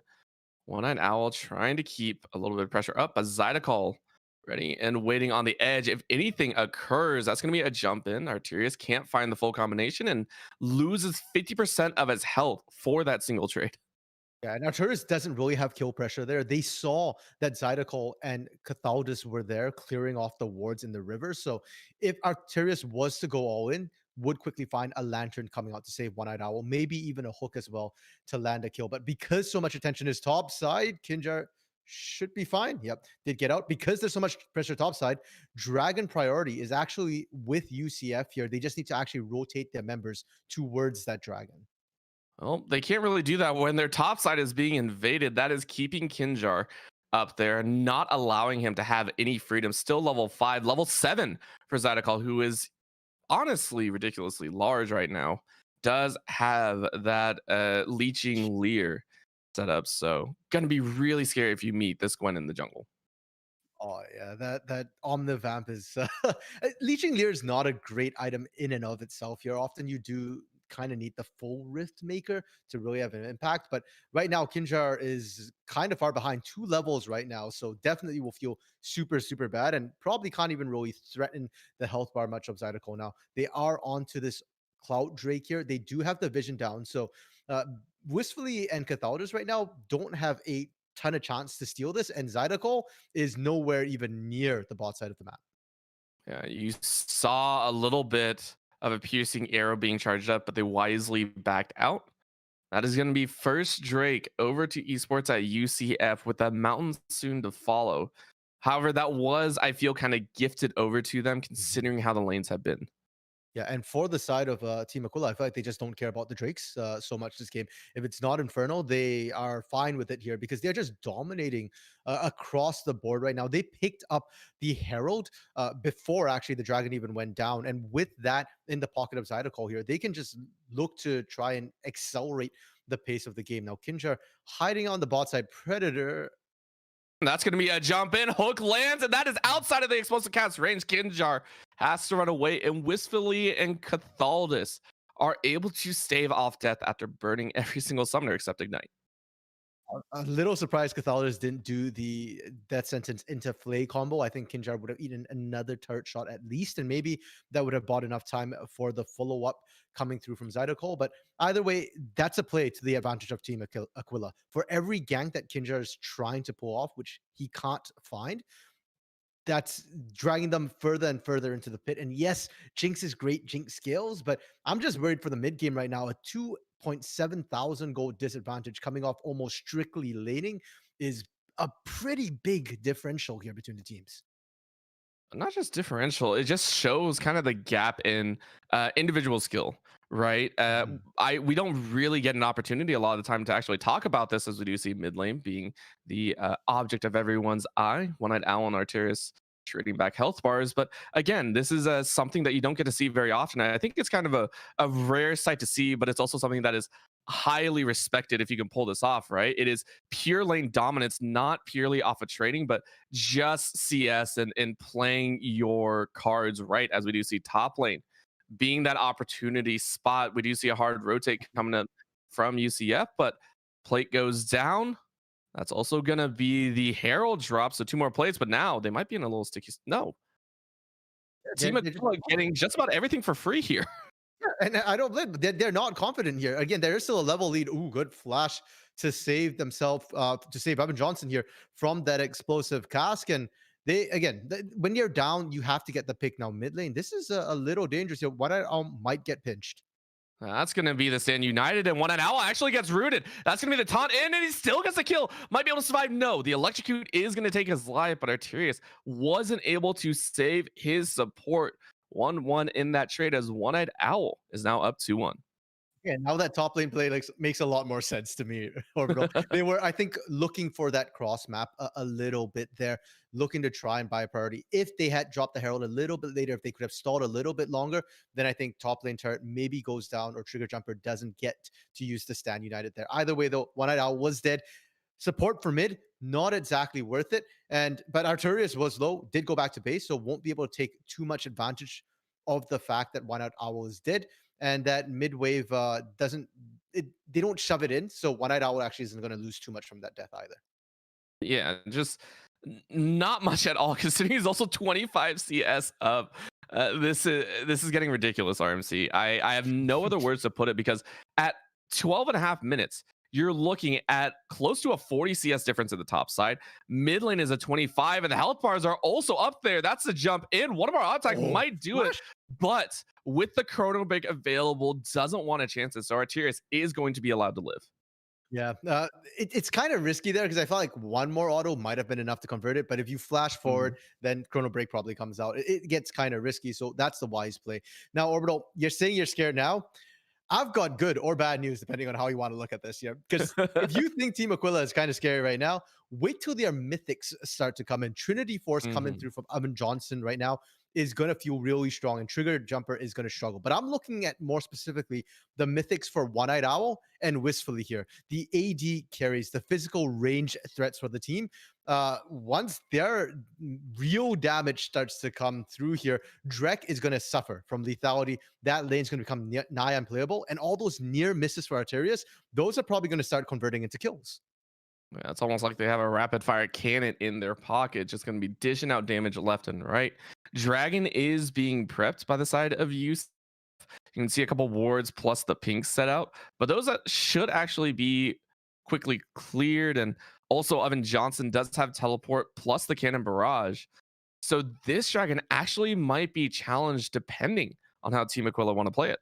Yeah. Team Aquila's composition, like I kind of said earlier, without the tank, it's hard for them to set up for these major objectives. So they're actually better at coming in and cleaning up once UCF is actually engaged onto the dragon here. So they will want to contest, and actually Zydeco starting this one up. Oh, it's kind of risky, but there's the and the hook actually lands as well. So Kinjar is going to get dropped so low, but the needlework is actually down. That's not going to be available for the ensuing fight. Cannon Barrage is cutting it off, but the flash in with the taunt is not going to work. Trigger Jumper now alone. Health bars actually below. Dragon stolen. It is Kinjar who picks it up with no smite. Looks like a Q, but the ensuing kills might be the price that they pay. This is going to be Team Aquila rounding out 2 kills. Might not be able to follow on. Zydeco actually flashes forward, and it's taken quite low. Tears might be able to pick it up. No!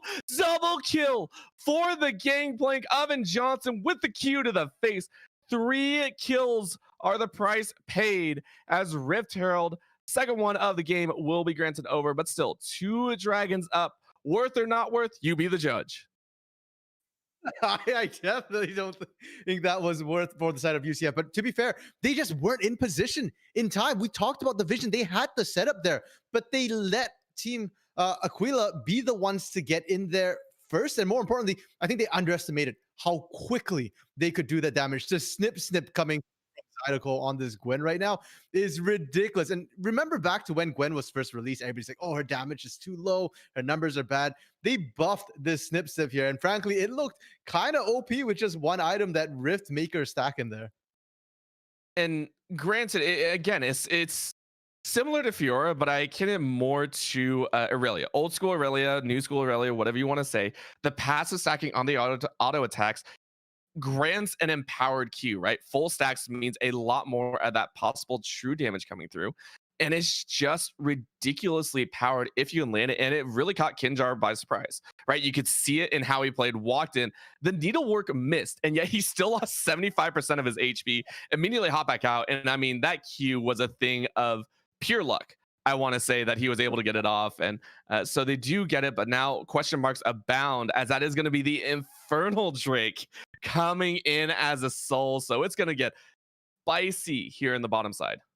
Like I said before, if you thought Team Aquila, was not really going to contest for the Drakes, the Inferno is the big one that they definitely want with this composition. So they will be contesting everything from here on out. And I think they've got a big enough lead to do so. Cathalda's roaming up into the mid lane here, but there's not a ton of catch potential onto Arterius. Sure. Well, this is wistfully getting caught out, as that's going to be a belly bump into explosive cast. I think he's just dead. Yep, running back towards his enemy side. And that is going to be a simple kill picked up for Kinjar. 1-1-0, finally getting the first one on the board.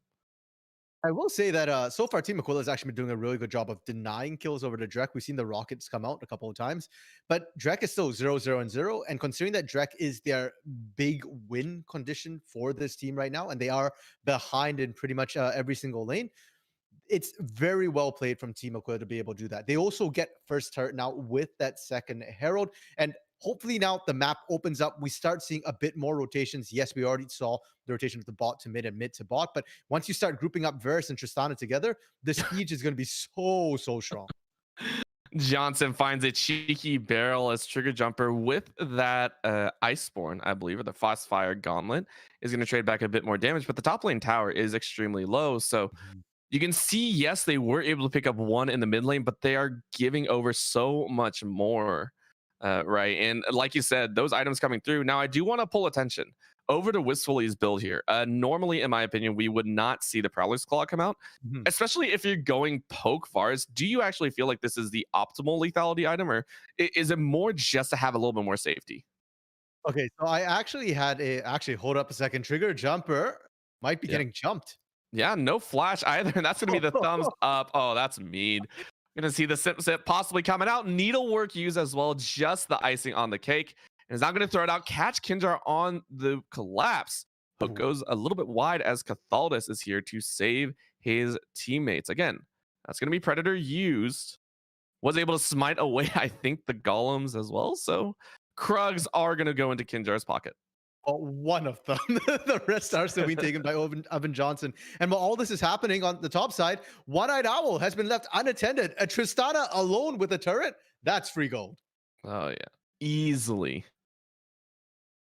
Okay. And now that we have a moment, maybe, hopefully, Orbital, let's go back to your question about Prowler's Claw there, because that was actually a discussion I did have with the coach of Team Aquila here, Big E, about. And Big E is a firm believer that Duskblade of Drakthar is not the optimal item for Varus. It's an okay item, but the idea of Prowler's Claw is that it grants you lethality, which feels better than the ability haste. Sure, ability haste means you fire it sooner, but 5 ability haste is a lot less, especially the more of it you have, since it's somewhat diminishing in terms of the returns versus just straight lethality, which the more you have of it, the better it is. Oh, Predator popped. Yep, gonna get away, but that's gonna be the stasis coming down. Flash out. Arterius is not gonna find Oven Johnson, but the Infernal is already stolen away. So this time, Team Aquila are the first ones on the scene and get away with the all-important Infernal Drake. Okay, so I did not know what to expect, Orbital, about this jungle Gwen. We were checking the stats. It exists. It's a thing, but it's not common, and only about 13% of Gwen games are actually in the jungle. But I'm starting to see how it works here. I was concerned about the lack of CC to enable the Gwen ganks. It's not been about that whatsoever. It just seems like you jungle really quickly, and more importantly, if they can solo the Drakes so quickly, the Heralds so quickly as well, and they're kind of starting to get control in the jungle through just being stronger, through making sure you can't walk into them. And if you're not at the objective on spawn, or even 10-15 seconds before spawn for the side of UCF, by the time you get there, or by the time you fight your way through the contest into the pit, it's already gone. Yeah, and that's just nature of Gwen's kit, right? Zero ability synergized with the jungle. Nothing gives extra damage on the jungle camps, but it's purely off of the percent health damage. Zydeco kind of knowingly, or maybe just a team, right? Saying that, hey, this percent health is more than enough. I think the passive is giving 2% max health percent damage, and it's just ridiculous when you look at it. I also feel that it wouldn't have been possible if you don't have kind of these overpowered lanes keeping the enemy from invading and trying to dance on the Gwen. Yeah, pretty much here. You need at least 2 winning lanes, preferably 3. And that's exactly what they drafted themselves, right? The Gangplank to the Shen. That's favorable to Gangplank, can't be punished. Ooh, will you be mine? Jeez. Immediately. They're up 8,000 gold almost, Orbital, right now, and they have so much damage, the lethality as well. It doesn't matter if you shield yourself. Will You Be Mine doesn't have a lot of armor in this build whatsoever. Went the Shurelia's battle song. There's no tank stats. Well, there's health on that, I guess, but there's no armor on that. And so that lethality right now coming through from Whistly, probably doing almost like straight damage here, almost no resistance. Yeah, and in terms of gold, you kind of pointed it out. Every single member of Team Aquila are currently up at least 1,000 gold. That is very impressive when you account that the supports are getting in on the fun here, right? So very well done by Team Aquila. Now we're going to see a flash forward. Hook goes a little bit wide, and they're going to try and follow up. That's going to be the needlework cutting Arterius down. Chrono break straight back into the enemy lines. And this has Stand United being used, but the poster shot is going to blast him right back. Everyone is going to be a little bit worried as the health bars are extremely low. This might be UCF's chance. Cannon Barrage goes down, slows down the re-engage. Zydeco is going to flash over the wall, but the follow by Arterius into the blast cone is going to keep Gwen alive. One-Eyed Owl is trying to run as fast as they can. Meanwhile, that mid lane tower was taken out. Baron is on the board, and it might be taken down as the Giant Worm has his health immediately shredded. Teleport in the back line. This is going to be Oven Johnson's time to shine. I think it may work. Arterius is very, very low. One good barrel chain might be it. Oh, shot. He might go down. No, the burn is not enough. Arterius has to get out of dodge. He is down to about 10 HP. Kindra has to run. They might be the fall. Piercing arrow finds the kill, and the follow up on the back end. What is this chain of corruptions? Follows through. They pick up 3 on the back end. 2 versus 5, and wistfully, and Oven Johnson saved the Baron from going into the pockets of UCF and will now claim it as their own. And for UCF, the fight went well, but they only got the 1 kill. Baron seems like the logical call, but they didn't respect what they're running into. Gangplank, Varus, the poke coming out of them is just too strong, and you're so far behind right now, you just cannot tank it. Kinjar, not tanky, went AP. Arterius, already half dead. Drek, Will You Be Mine? We looked at them before. They don't have armor here, so just the sheer amount of poke instantly means they can't do it here. Dragon, maybe they could have tried. Baron, definitely not. Now, Baron in the hands of Team Aquila with their now 11,000 gold lead here with double AD carries. They definitely cracked the base on this push. If they don't, I'll be very surprised. Either they're being too lenient, or esports at UCF are just that much stronger in terms of the base defense. Either way, we do expect, like you said, to see that base cracked open. One-Eyed Owl going ahead and taking away that blue F. Nope. Whistly goes ahead, picks up. No pings coming down. So that does mean it was intended to go in Whistly's pocket. Of course, that is your poke damage. So. Oh, that's going to be a jump in. Another chain of corruptions. And they're just rinse and repeat, recycle the same old tactics, because if it does work, keep doing it. until it doesn't. That's gonna be the Hex Tech Flash going over the wall into the hook. They find the Jinx, but the stun is enough. Arterius was there to stuff that engage. Rocket goes wide though, can't find the pick, and they're gonna keep following. Again, Rockets are hurting quite a bit. Arterius is once again out of this fight, and this ridiculous barrage of damage means Team Aquila will secure their second Infernal Drake of the game.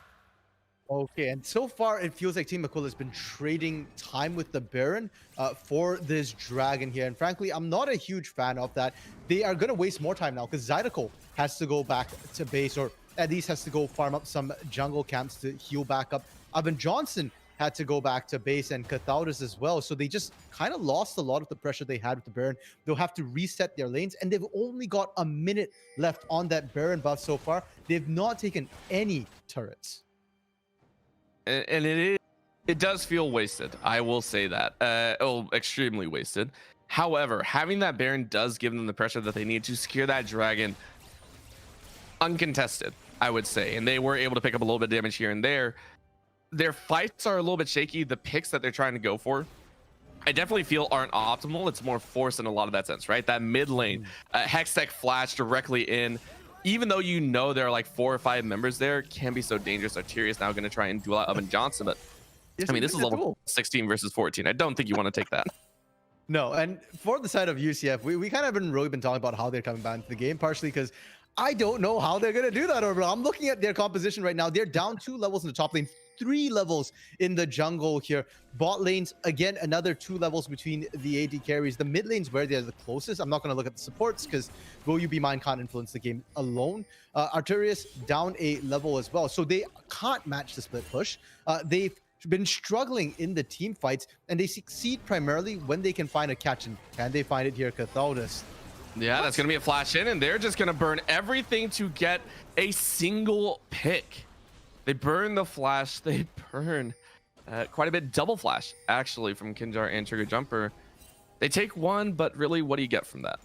I mean, you buy time. And I think that's kind of what they're looking at right now is the first step is to stop dying, stop losing, and stop getting Team Aquila ahead here. And these picks are good at doing that. You can see the moment that Cathaudus is down, they start to back off because Wistfully is not as safe anymore. The Varus is immobile, and against a Gragas, against an Echo here, it's very easy to punish. So any pick is a good pick. The problem is, even if they get the picks right now, even if they are on equal footing, where are they? Like, how do they win the team fight right now? They're struggling to reach through all the poke that's coming through from the Varus, from the GP. Anybody who makes it through eats a buster shot to the face. And the box coming through from Cathaudus has been buying so much time from the side of Team Aquila. So for the side of UCF, they cannot actually fight 5v5 effectively. Instead, they're resorting to these picks, and it works as long as Team Aquila is playing aggressively and not putting enough vision down. So they need to try and find more of these picks here, and they need to rotate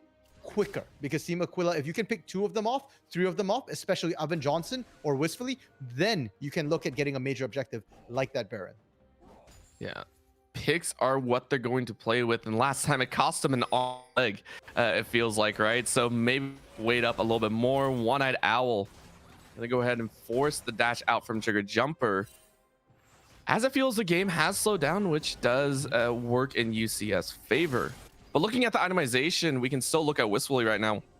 He was able to pick up the Serpent Fang, which is going to allow him to start cutting through a lot of that shielding that, you know, the Shen, the Karma, and the Echo are going to be having. And I mean, he is a force to be reckoned with. Yeah, I actually really like Serpent Fangs and thinks it's an underrated item that people don't pick up enough, with the return of Lulu as well to the meta, with the buffs coming up. You know, Karma having been a staple for so long, people like Seraphine in the game. I do feel like Serpent's Fang is underrated. And on top of that, if they have just a sliver of shield, say one or 2 shield here, the bonus damage you do from Shield Reaver will actually cut through as well, like into their actual health bar. So that's absolutely massive if their shields aren't big enough. You don't want to be on the wrong side against a Serpent's Fang ever. That is going to spell horrible, horrible news, as the 5th Drake, I can count, 5th dragon of the game will be coming up here in just 30 seconds. Baron is completely available, so a trade of Drake for Baron might be in order. However, it looks like a majority of it has been away, but Kinjar caught sleeping, goes into the stasis with that Zanya's, but gets the shield as well. Can't the battle. Arterius is going to teleport in, and Drek is going to get caught out. That's going to be the ADC. Have to burn everything to get away. Flash and the Needlewook almost catches out, but Zydeco will pay for his overextension. Arterius can't use a Chrono Break in time. 2-for-1 as junglers go down. Baron definitely doesn't seem like a viable option. Dragon, though, seems pretty safe. That was a 5v4.5. Oven Johnson kind of barrage. That was his only contribution there. He was like, guys, I'm doing Dragon. And then the fight started. So that is absolutely brutal. They break the inner mid lane turret as well. They get Dragon, and they can kind of set up for Baron here, get the vision down, look to try and bring UCF to the table there, poke them there instead. And then if they get a kill, they get a Baron, they hopefully this time get the game. Hope is all they can say. And again, moving into the playoffs, and I will say this, as we know, Team Aquila will be making it there, right? This is a given. Obviously, they're 4-0, might be 5-0, or 4-1. Either way, they should be #1 seed. However, with the lead that they have gotten and not being able to close out, which I feel they could have closed out, like you said, maybe about 5-7 minutes earlier, it does bring into question how strong they are feeling. Yes, taking it slow is good to ensure no mistakes occur. At the same time, allowing a team to continuously come back is not helpful in any sense, right? The longer the game goes on, obviously that's going to give UCF a little bit of an advantage. So why allow the game to stall out any longer? I guess this is why the coach for Team Aquila was saying that no, they have to try tonight. Like, actually, they cannot afford to give this up because they're not that clean. Rocket doesn't quite land. They don't get it now. Baron in the pockets of Team Aquila here. Oh my gosh. With this. That was a single piercing arrow that I think took 50% of Arterius' health. That is, I don't know what else to say except ow. Okay, so 82 armor right now on Arterius, and in terms of lethality here, let's see how much the Bear says. 49. Yeah. So basically no armor on Arterius. I like how we're just talking through a couple like deaths. Oh no, it's just a walk in a park right now. That's going to be a very, very quick 3-0 across bot and mid, and now just Team Aquila are going to go ahead, close it out. We were hoping that they were going to close out. Yes, they will with the second Baron of the game. I believe the only 2 global objectives that they dropped were the first 2 Drakes, and that is so impressive. Flash hook into Kinjar. He is going to jump forward. Belly slam and possibly get Cathaldus. Yes, they do. Hey, at least it's a little bit of a happy ending note as they watch their base crumble before them. 32.5-minute victory. The base is going to be in shambles. Game #1 going to Team Aquila. I don't think anybody's surprised that Team Aquila took game 1 this strongly here. I think that's generally what is expected when you look at how these teams have performed before this. But at the same time, I don't want to count UCF out because UCF is a very, very scrappy team, and their mental has shown to be very, very strong. They've managed to bounce back before.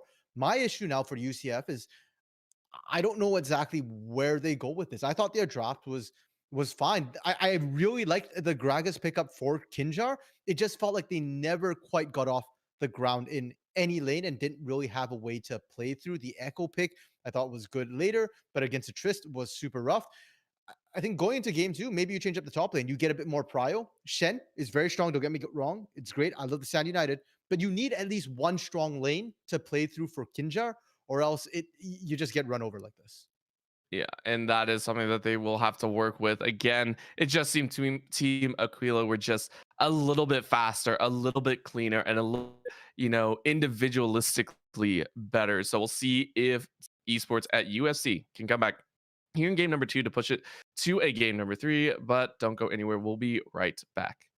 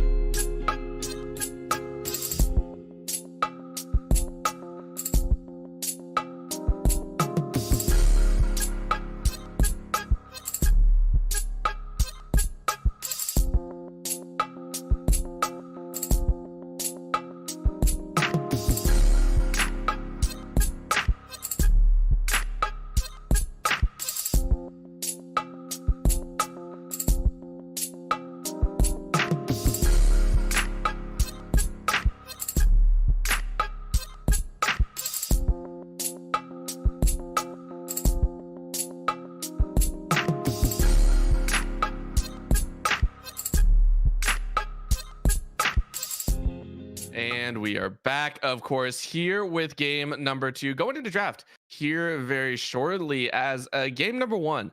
All Team Aquila from start to finish. It felt like they had a firm handle, even if they drove under the speed limit a little bit.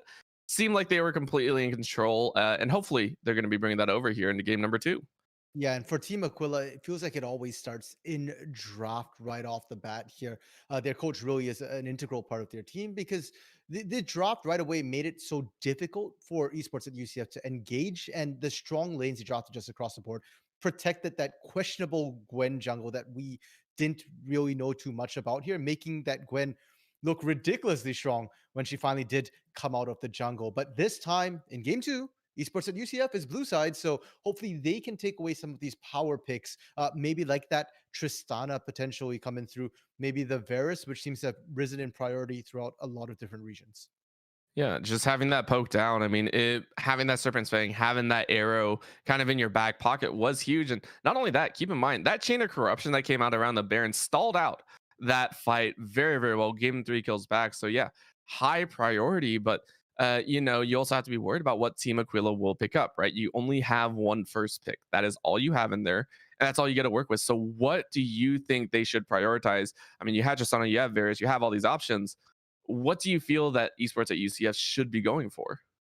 Um, Honestly, I think Tristana, Mm. blue side, if it's not banned, you pick that up 100%. And for Team Aquila, they banned out Zillion, Lulu, and Morgana. So maybe if Morg is open, you take that Morgana potentially here. But yeah, my eyes are drawn to that Tristana because it's such a strong flex champion. We saw One Eyed Owl on it, and One Eyed Owl did amazing, but it could be given to the ADC position for the side of esports at UCF.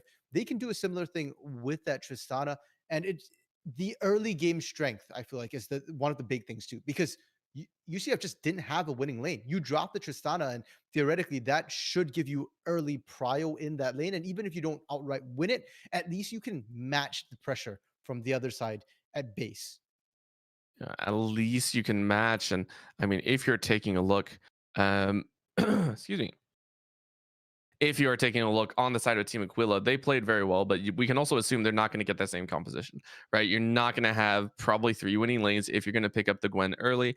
Most likely, we're going to see something a little more challenging in that scenario. So, what do you feel that they should do if they want to come with a new composition, or if they want to try and draft that same composition, that same style? What do you think they go for? Sorry, are we talking about Team Aquila or UCF here? Team Aquila, sorry. Team Aquila. Okay, so I'm not even going to try and predict what Team Aquila is doing because honestly, like their drafts are interesting. Like I could not have seen that Gwen coming. In fact, I think I was told that Kinjar just bought the champion like today or yesterday, or like just and hasn't even really played it in the jungle. So You watch a lot of YouTube videos. yeah, really. So with that sort of spontaneity, it's going to be impossible to call the draft. But I do think that we won't be seeing too much different. And generally, they dropped adaptively, and UCF has been playing fairly standard in terms of meta. So Team Aquila is likely to drop something similar because that is the counter to the meta. It feels like right now you get Varus with poke, you get something like a Thresh support, something with a lot of disengage here, and maybe the GP's solid or something else that can poke up, maybe like a Cho'Gath or something to match the disengage. So I'm not expecting to see a huge change from Team Aquila, but predicated on what UCF is drafting. If UCF just flip the table, then we'll have to go on the fly because that's what Team Aquila is probably going to do. Yeah, just flip the script. Just say, hey, everything out the window. Let's draft 5 ADCs and just run it straight down mid. Old school, right? That's old school style. We will have to give a little bit more time, of course, but taking a look here, I think teams are just prepping a little bit more, and then we will be set to go, of course. So we went over what Team Aquila might be bringing out, and of course, we'll have to wait for the picks and bans. But do you feel? I mean, so many options, right? By esports at UCF, they have so many options to ban away. Last time they were banning out things, I think like a hard target towards that bottom side. No, it was a hard target towards that jungle side, actually, really forcing Zydeco into a rough spot. Do you feel they continue with these jungle bans now that he's kind of shown that, hey, he can play just about anything and get away with it? Kind of. I just maybe a Varus ban. I'm thinking maybe you shift it a little bit to the bot side because Wistfully has not really been tested. I feel like in terms of their champion pool has been allowed to play a lot of Varus, a lot of Tristana, a lot of Jinx here. So I think maybe we look to pinch that a little bit and then maybe force them on something more common. But for now, the Rumble ban coming out and the Zillion. So no changes just yet. Yeah, still going with the tried and true. And again, Team Aquila, hey, if it's not broke, don't fix it. Still banning away the Zillion and Lulu and the Tristana.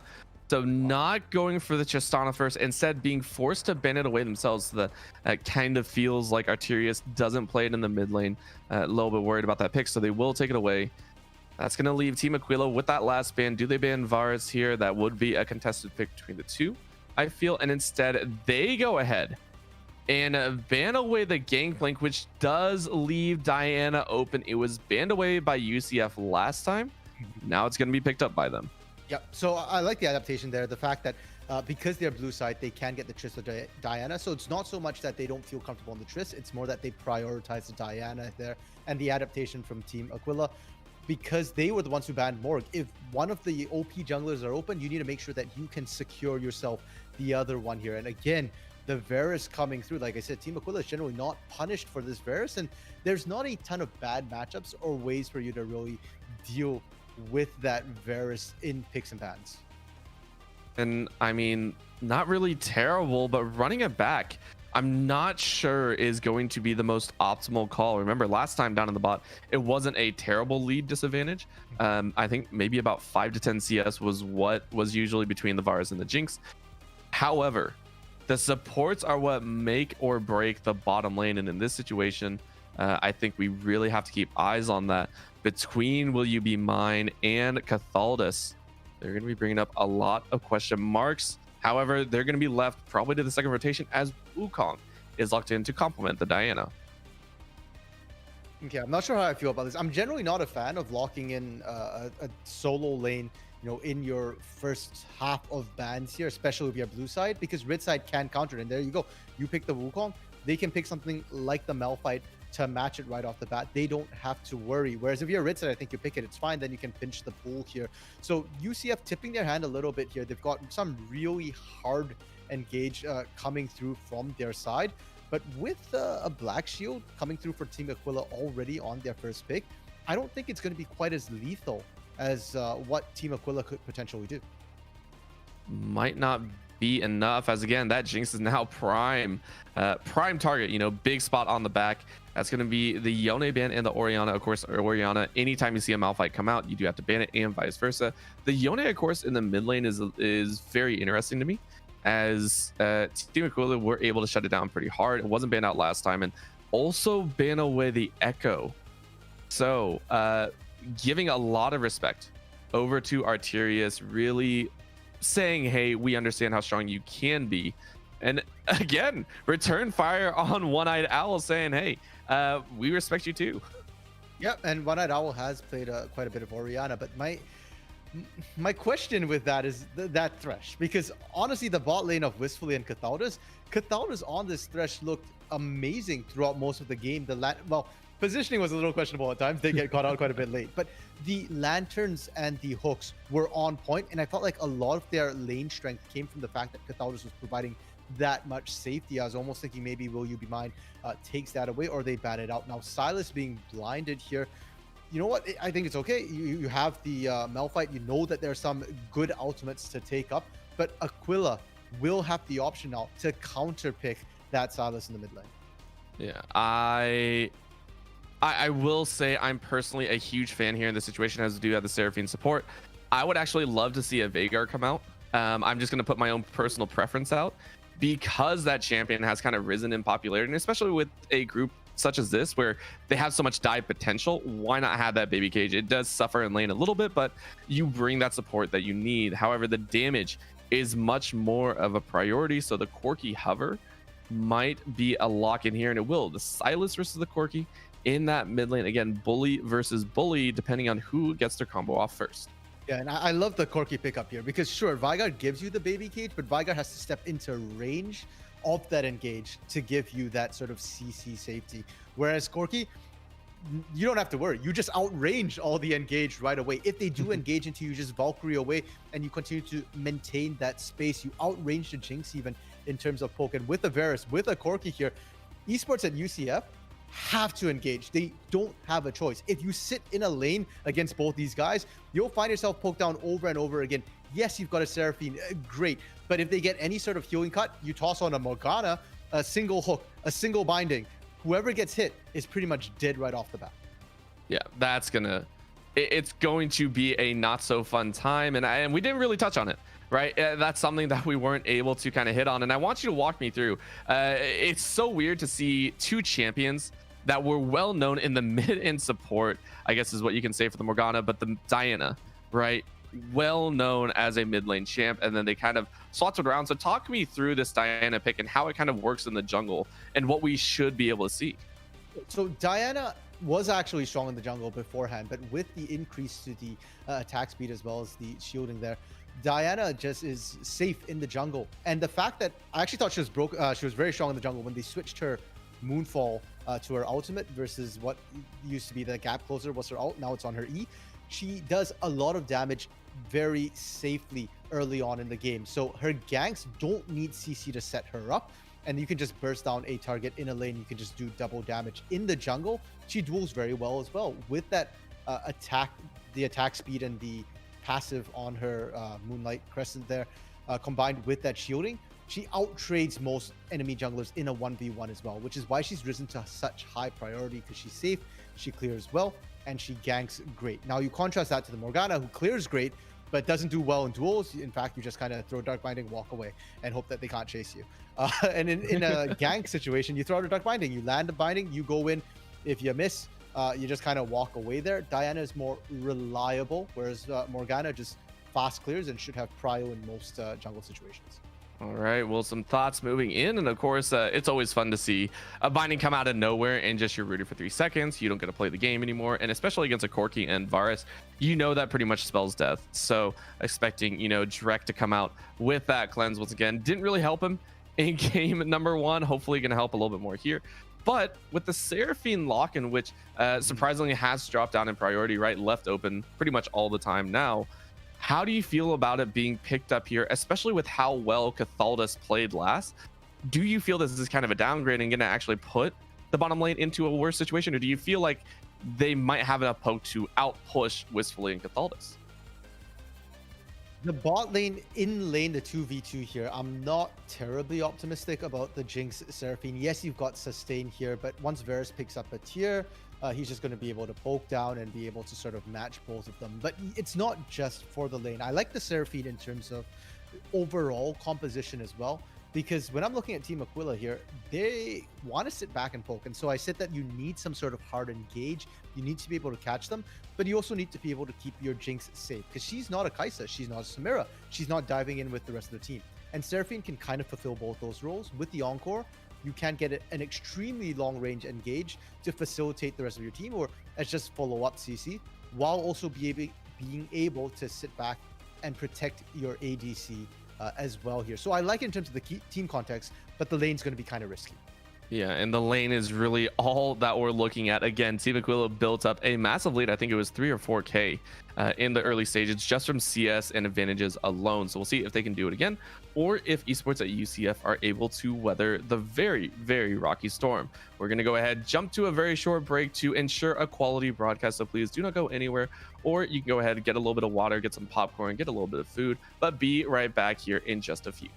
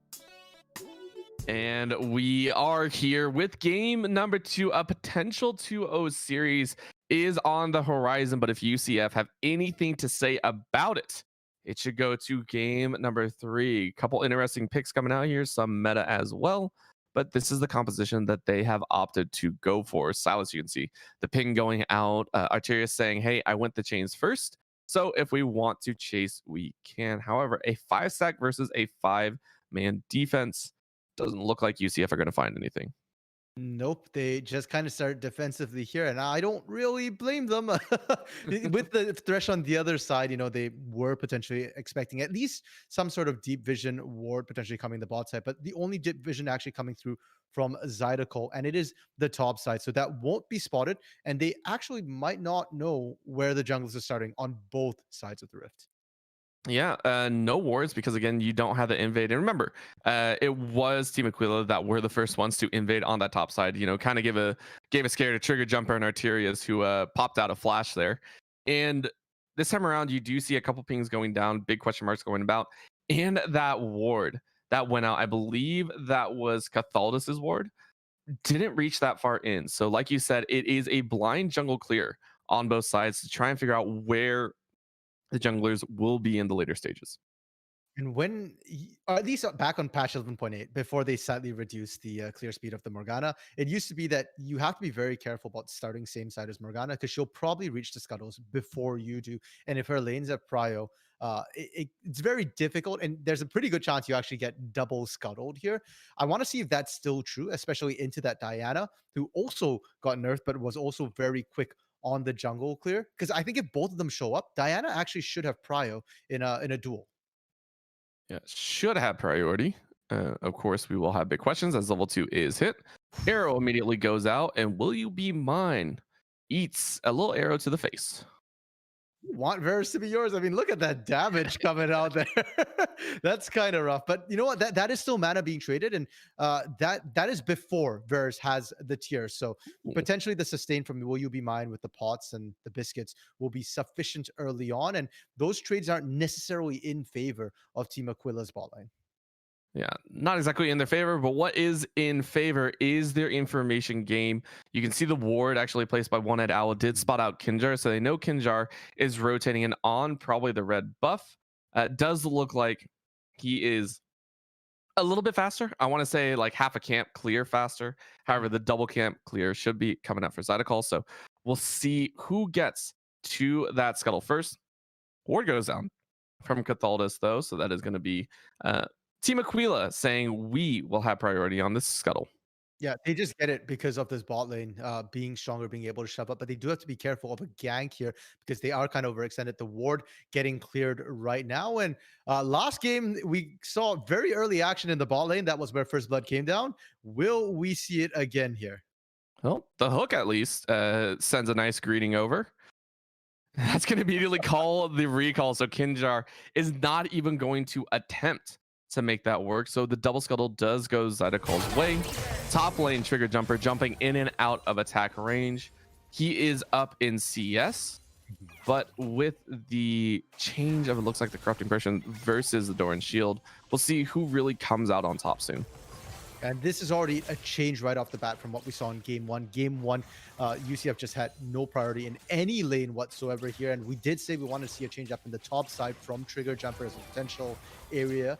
And it's working now, at least. Top side, they're completely shoved up.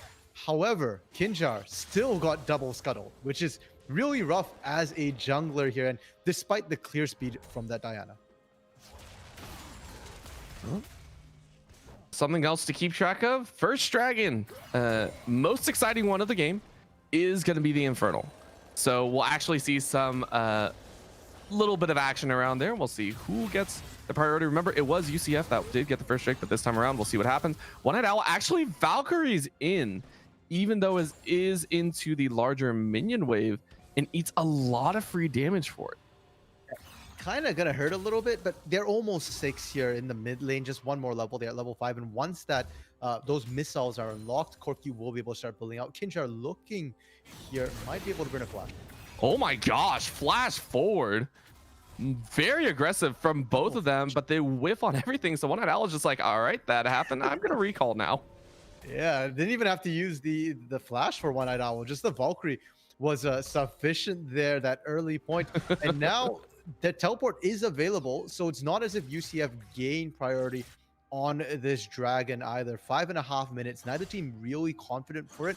I expect to see the vision coming up from the supports here. Cathal just came out of base. It does have a control ward in the inventory here.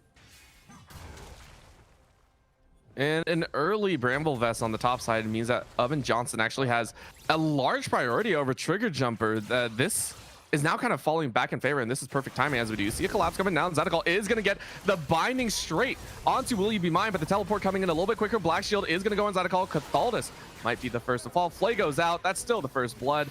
Easy pickings over the wall. Arterius teleported in and is now going to try and find his own. Teleport in from Trigger Jumper as well, who gets bound and is going to fall to Zydeco. Trade of 1-for-1, but first blood going into Kinjar's pocket. That is going to be a very happy Dragon take as their reward. Yeah, that's a lot committed to that bot side though as well. And One-Eyed Owl, Oven Johnson, they're going to get free farm. They're going to get free push there for this Inferno Drake. So we'll have to see what UCF can do with it. The other thing I really like is that first blood went to Kinjar. And out of all the champions I'm looking at for the side of UCF, the scariest one early game to me is that Diana. Yes, Wukong can take over a game. Yes, Silas can do the same, but Diana just does more earlier, and more importantly, can roam and affect more lanes with that early lead. Yeah, but I also want to pull attention to the fact that Trigger Jumper teleported in, burned Flash, and got nothing. He is 0-0-1, down in CS as well, whereas Oven Johnson has a single assist, right, and was able to get a couple plates. So you take a look at the gold, and he's already sitting about 300 up. That's for how much pressure was laid down top. I don't think that's what Trigger Jumper wanted. No, and now they're just invading here. You can see that Team Aquila feel that their top side is stronger. There is a level advantage here. And there they go. Entire fight breaks out, and a very nice Q lands as One-Eyed Owl is now going to soak up a lot of damage, and they come out 3-0. Team Aquila come away with daylight robbery. I got Arterius had the unstoppable force ready to go, didn't even get to use it. Kinjar wasn't sick, so the only ult that went off there was Cyclone from Trigger Jumper. They had 3 big AoEs, could not get to use it, and they're starting to lose pressure now. Herald coming up here, Zydeco actually leaving the area, so doesn't look like they're gonna go for it, but they can just go right back to it and potentially take it, and there's not really much UCF can do to answer. RMC, as a Malphite player myself, I just want to say I know exactly how Oven Johnson feels right now. He is ecstatic. Didn't die. He dropped down to about 50 to 100 HP. Didn't fall in that fight. Now has lane priority because he has the boots plus the Bramble. Trigger Jumper is eating so much damage from these leveled up Qs and the Comet. The Malphite rules the Rift in that fight.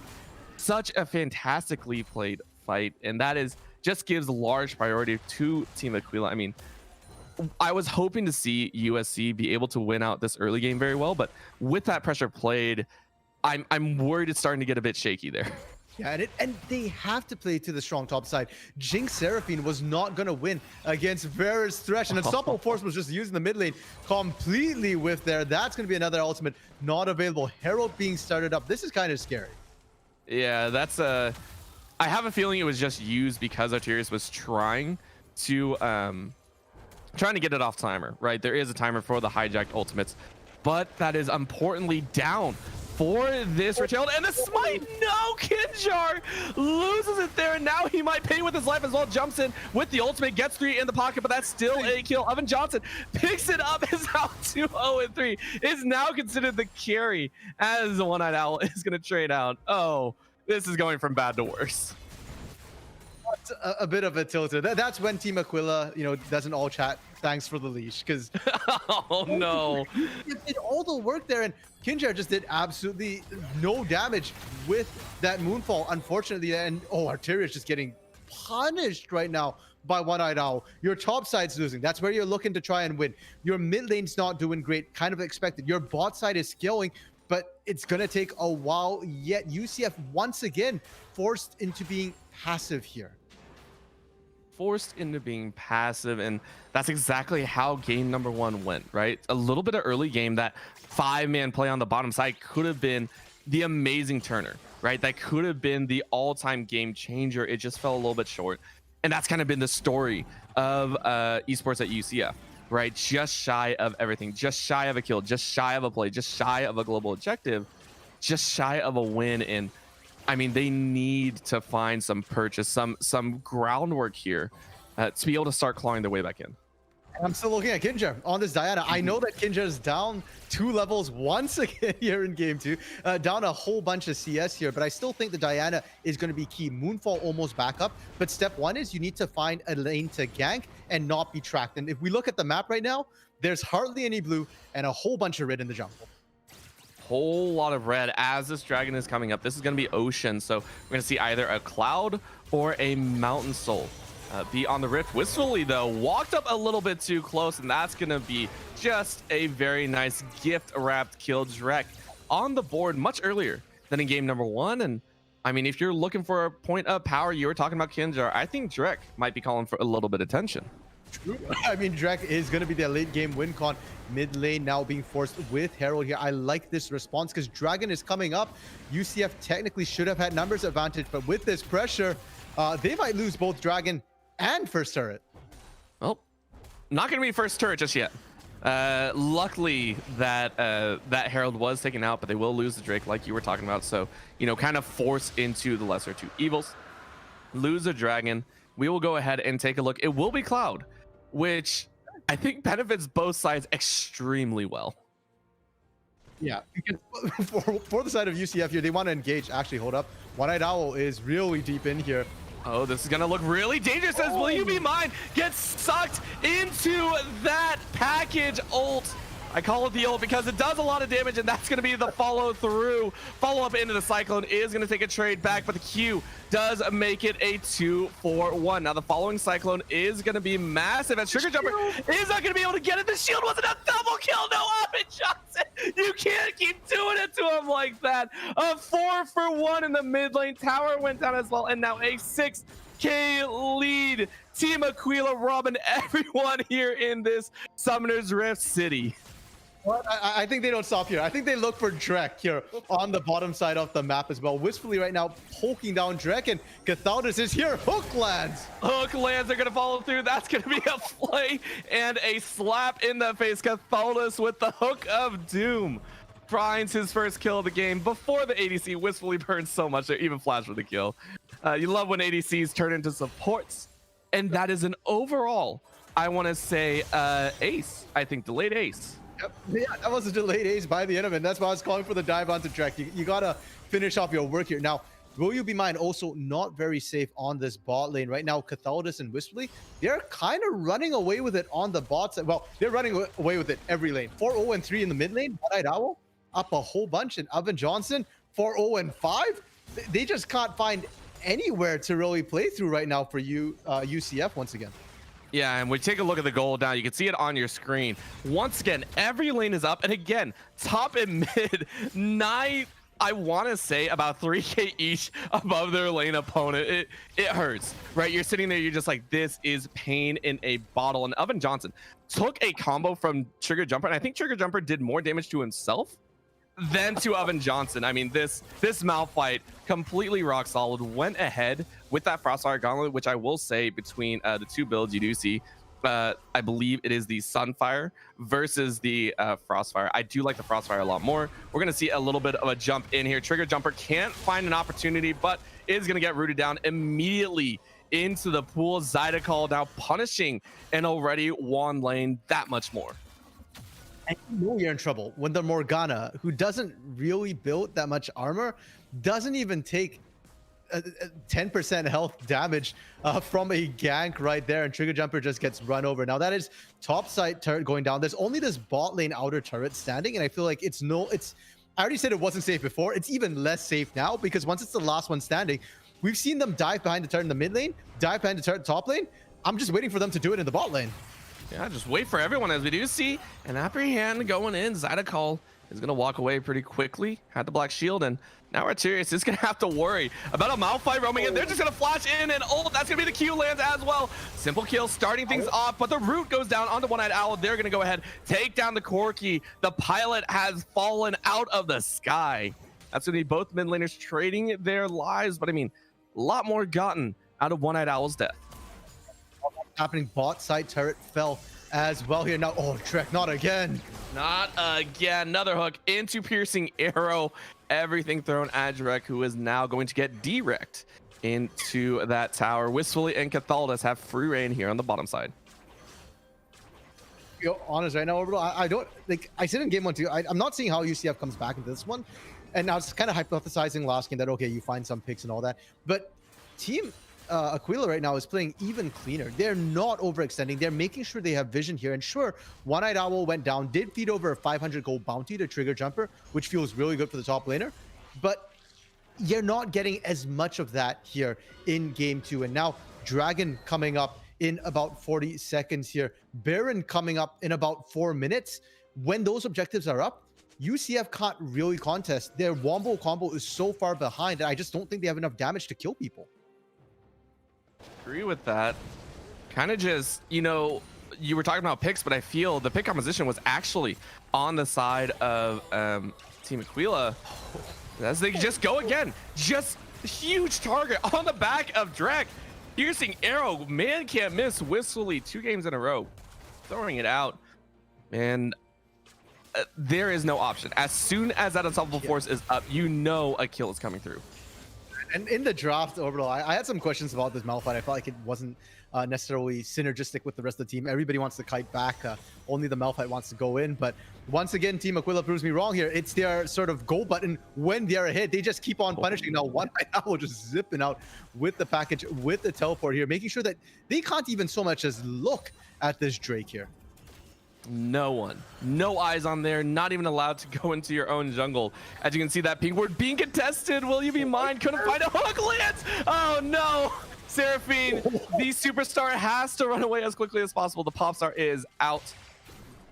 Is going to survive, but use quite a bit. Richard dropped in the mid lane, and Team Aquila are saying, we aren't going to stall out like we did in game number 1. This is going to be a sub 25-minute win. They're going to try, and they get the binding. Arterius just dead, had flash up, but you can't flash out of a binding.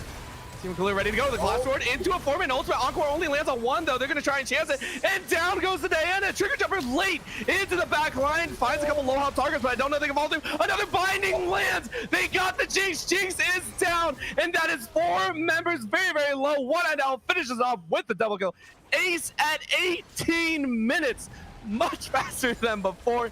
Inhibitor tower goes down. Inhibitor is broken. I don't think this is gonna be the game, but dang, is it ever so close. Team Aquila are victims of their own success here because it's not even 20 minutes yet, Orbital, that they get this ace. Yes, they're in your base, they're taking your inhibitor, but they cannot push up. The death timers are too short. Now, Arterius is up, has TP, Kinjar is up, Drek is up as well. If you stay around with all those low health, you're just gonna be feeding kills over. Baron come up in 120.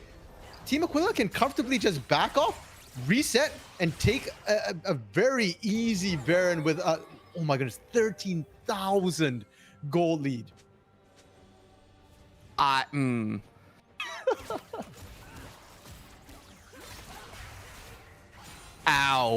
That's gonna be what I say to that. That is just pain in a bottle. And this is one of the few times that I feel if you're on the enemy team, you can almost feel that manifest in itself, right? Obviously, they can't see the gold lead. They can't tell the difference. But when you just take a look at the itemization differences, right? You're taking a look. There is no mythic on Arterius. Arterius is still working towards the Everfrost. He has been so far behind in the hole compared to One-Eyed Owl, who has 2.5 completed. You can practically feel the weight of 13,000 gold on your shoulders, right? This is, I feel like physical manifestation of a gold deficit. I mean, normally, like when we look at gold deficits, like, oh, hold up. You know what? Oh, I'm not going to talk about this. Kinjar's dead. Okay, whatever. Like that's the gold's more important, I feel like, right? Than Kinjar going down, because it's happened so many flipping times at this point, Orbital. Gold, we usually talk about it. 5k gold, that's a significant lead. Yes, why? Because it's, 10% of the team's different. Right now, 13,000 gold is roughly about 50% of UCF's total team gold. That's like having an extra 2.5 players on the side of Team Aquila right now. Just imagine, just for funsies, if this was an Ornn top and and they started getting the ornaments in, that would just be horrible. Thankfully there isn't, but you know what is seeing a Magi Soul Stealer on Just Oven bought. Johnson. That is, we're getting into, I feel, very rude territory. Yeah, and it's not like that was an upgraded Dark Seal. That is a flat out Magi's buy here. He's 5-0-13 and only has 2 stacks. That is how far ahead Oven Johnson is. I think he got that specifically because it's like, I can't complete any item. I just want to buy a fully completed something. So went ahead with the Magi Soul Stealer. You can see at 2-3, Pincer trying to come out, but it's just like, what can you do? Oven Johnson leading the charge and is simply going to walk his team right back out. And for the side of UCF, they have no choice. It's do or die here. They need to stall for another 2 minutes, and I don't think they can survive another 4 waves. They almost are being forced to pull the trigger. And look at that. No poke whatsoever. Nobody's really taking damage right now. I will say they're having some problems. That's going to be a flash hit. Encore lands on 3, but the follow-up ultimate is enough. Health bar's quite low. Cyclone goes up. They are fighting a few more. One at Owl can't follow through, and they get the heal. Where did they go? UCF are gone into the wind, and that is going to be Team Aquila shutting it down with an ace at 21.5 minutes. Down go the Nexus towers. Down goes the Nexus. Not a single member falls as Oven Johnson ends it at 7-0-16, 0 deaths as Team Aquila take the 2-0. Team Aquila wasn't kidding, or at least their coach Biggie wasn't kidding when he said he broke out the belt here to whip them into shape after last week, because this was an absolute one-sided match here. And I think this speaks to the respect Team Aquila also had for esports at UCF. They did not slack off. They were already 4-0. They were guaranteed playoff, pretty much guaranteed first or second seed here in the Mountain Division. And they came out to UCF and they went, nope, we are doing full prep for this team. They banned out really, really well, had an answer to everything esports at UCF wanted to do. And as good as esports at UCF are, Team Aquila just had their number.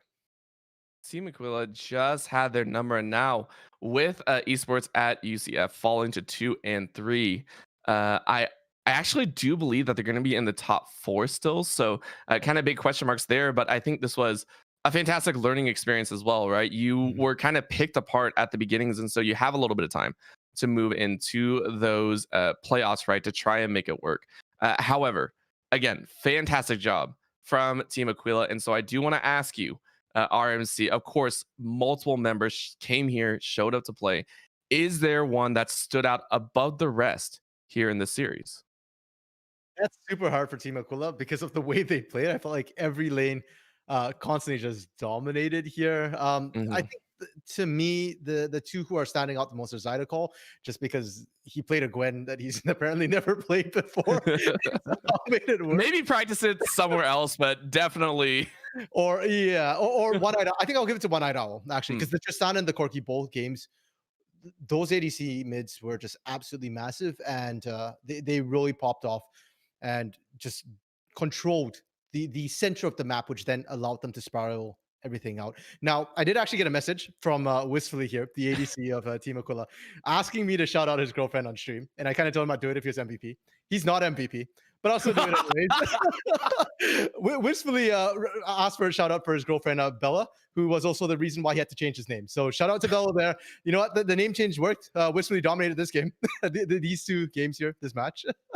And I would honestly give a shout out to every single member on that side. So, 7-0-16, not a bad way to end a series for Oven Johnson, and Cathaldus with some of those hooks were fantastic. So again, Team Aquila finished it up 5-0 in the series record here in the regular season. Esports at UCF will finish 2 and 3. We'll see what they can do here in the postseason. Both these squads will be very interested to watch them going forward. However, that will end the UML regular season. Look forward to the playoffs here coming in the next weeks. Thank you so much for tuning in here to the Upsurge Minor League stream. Once again, I have been Orbital. With me was Random Minicaster. We will see you in the coming weeks for the playoffs. Thank you so much for tuning in, and have a fantastic evening.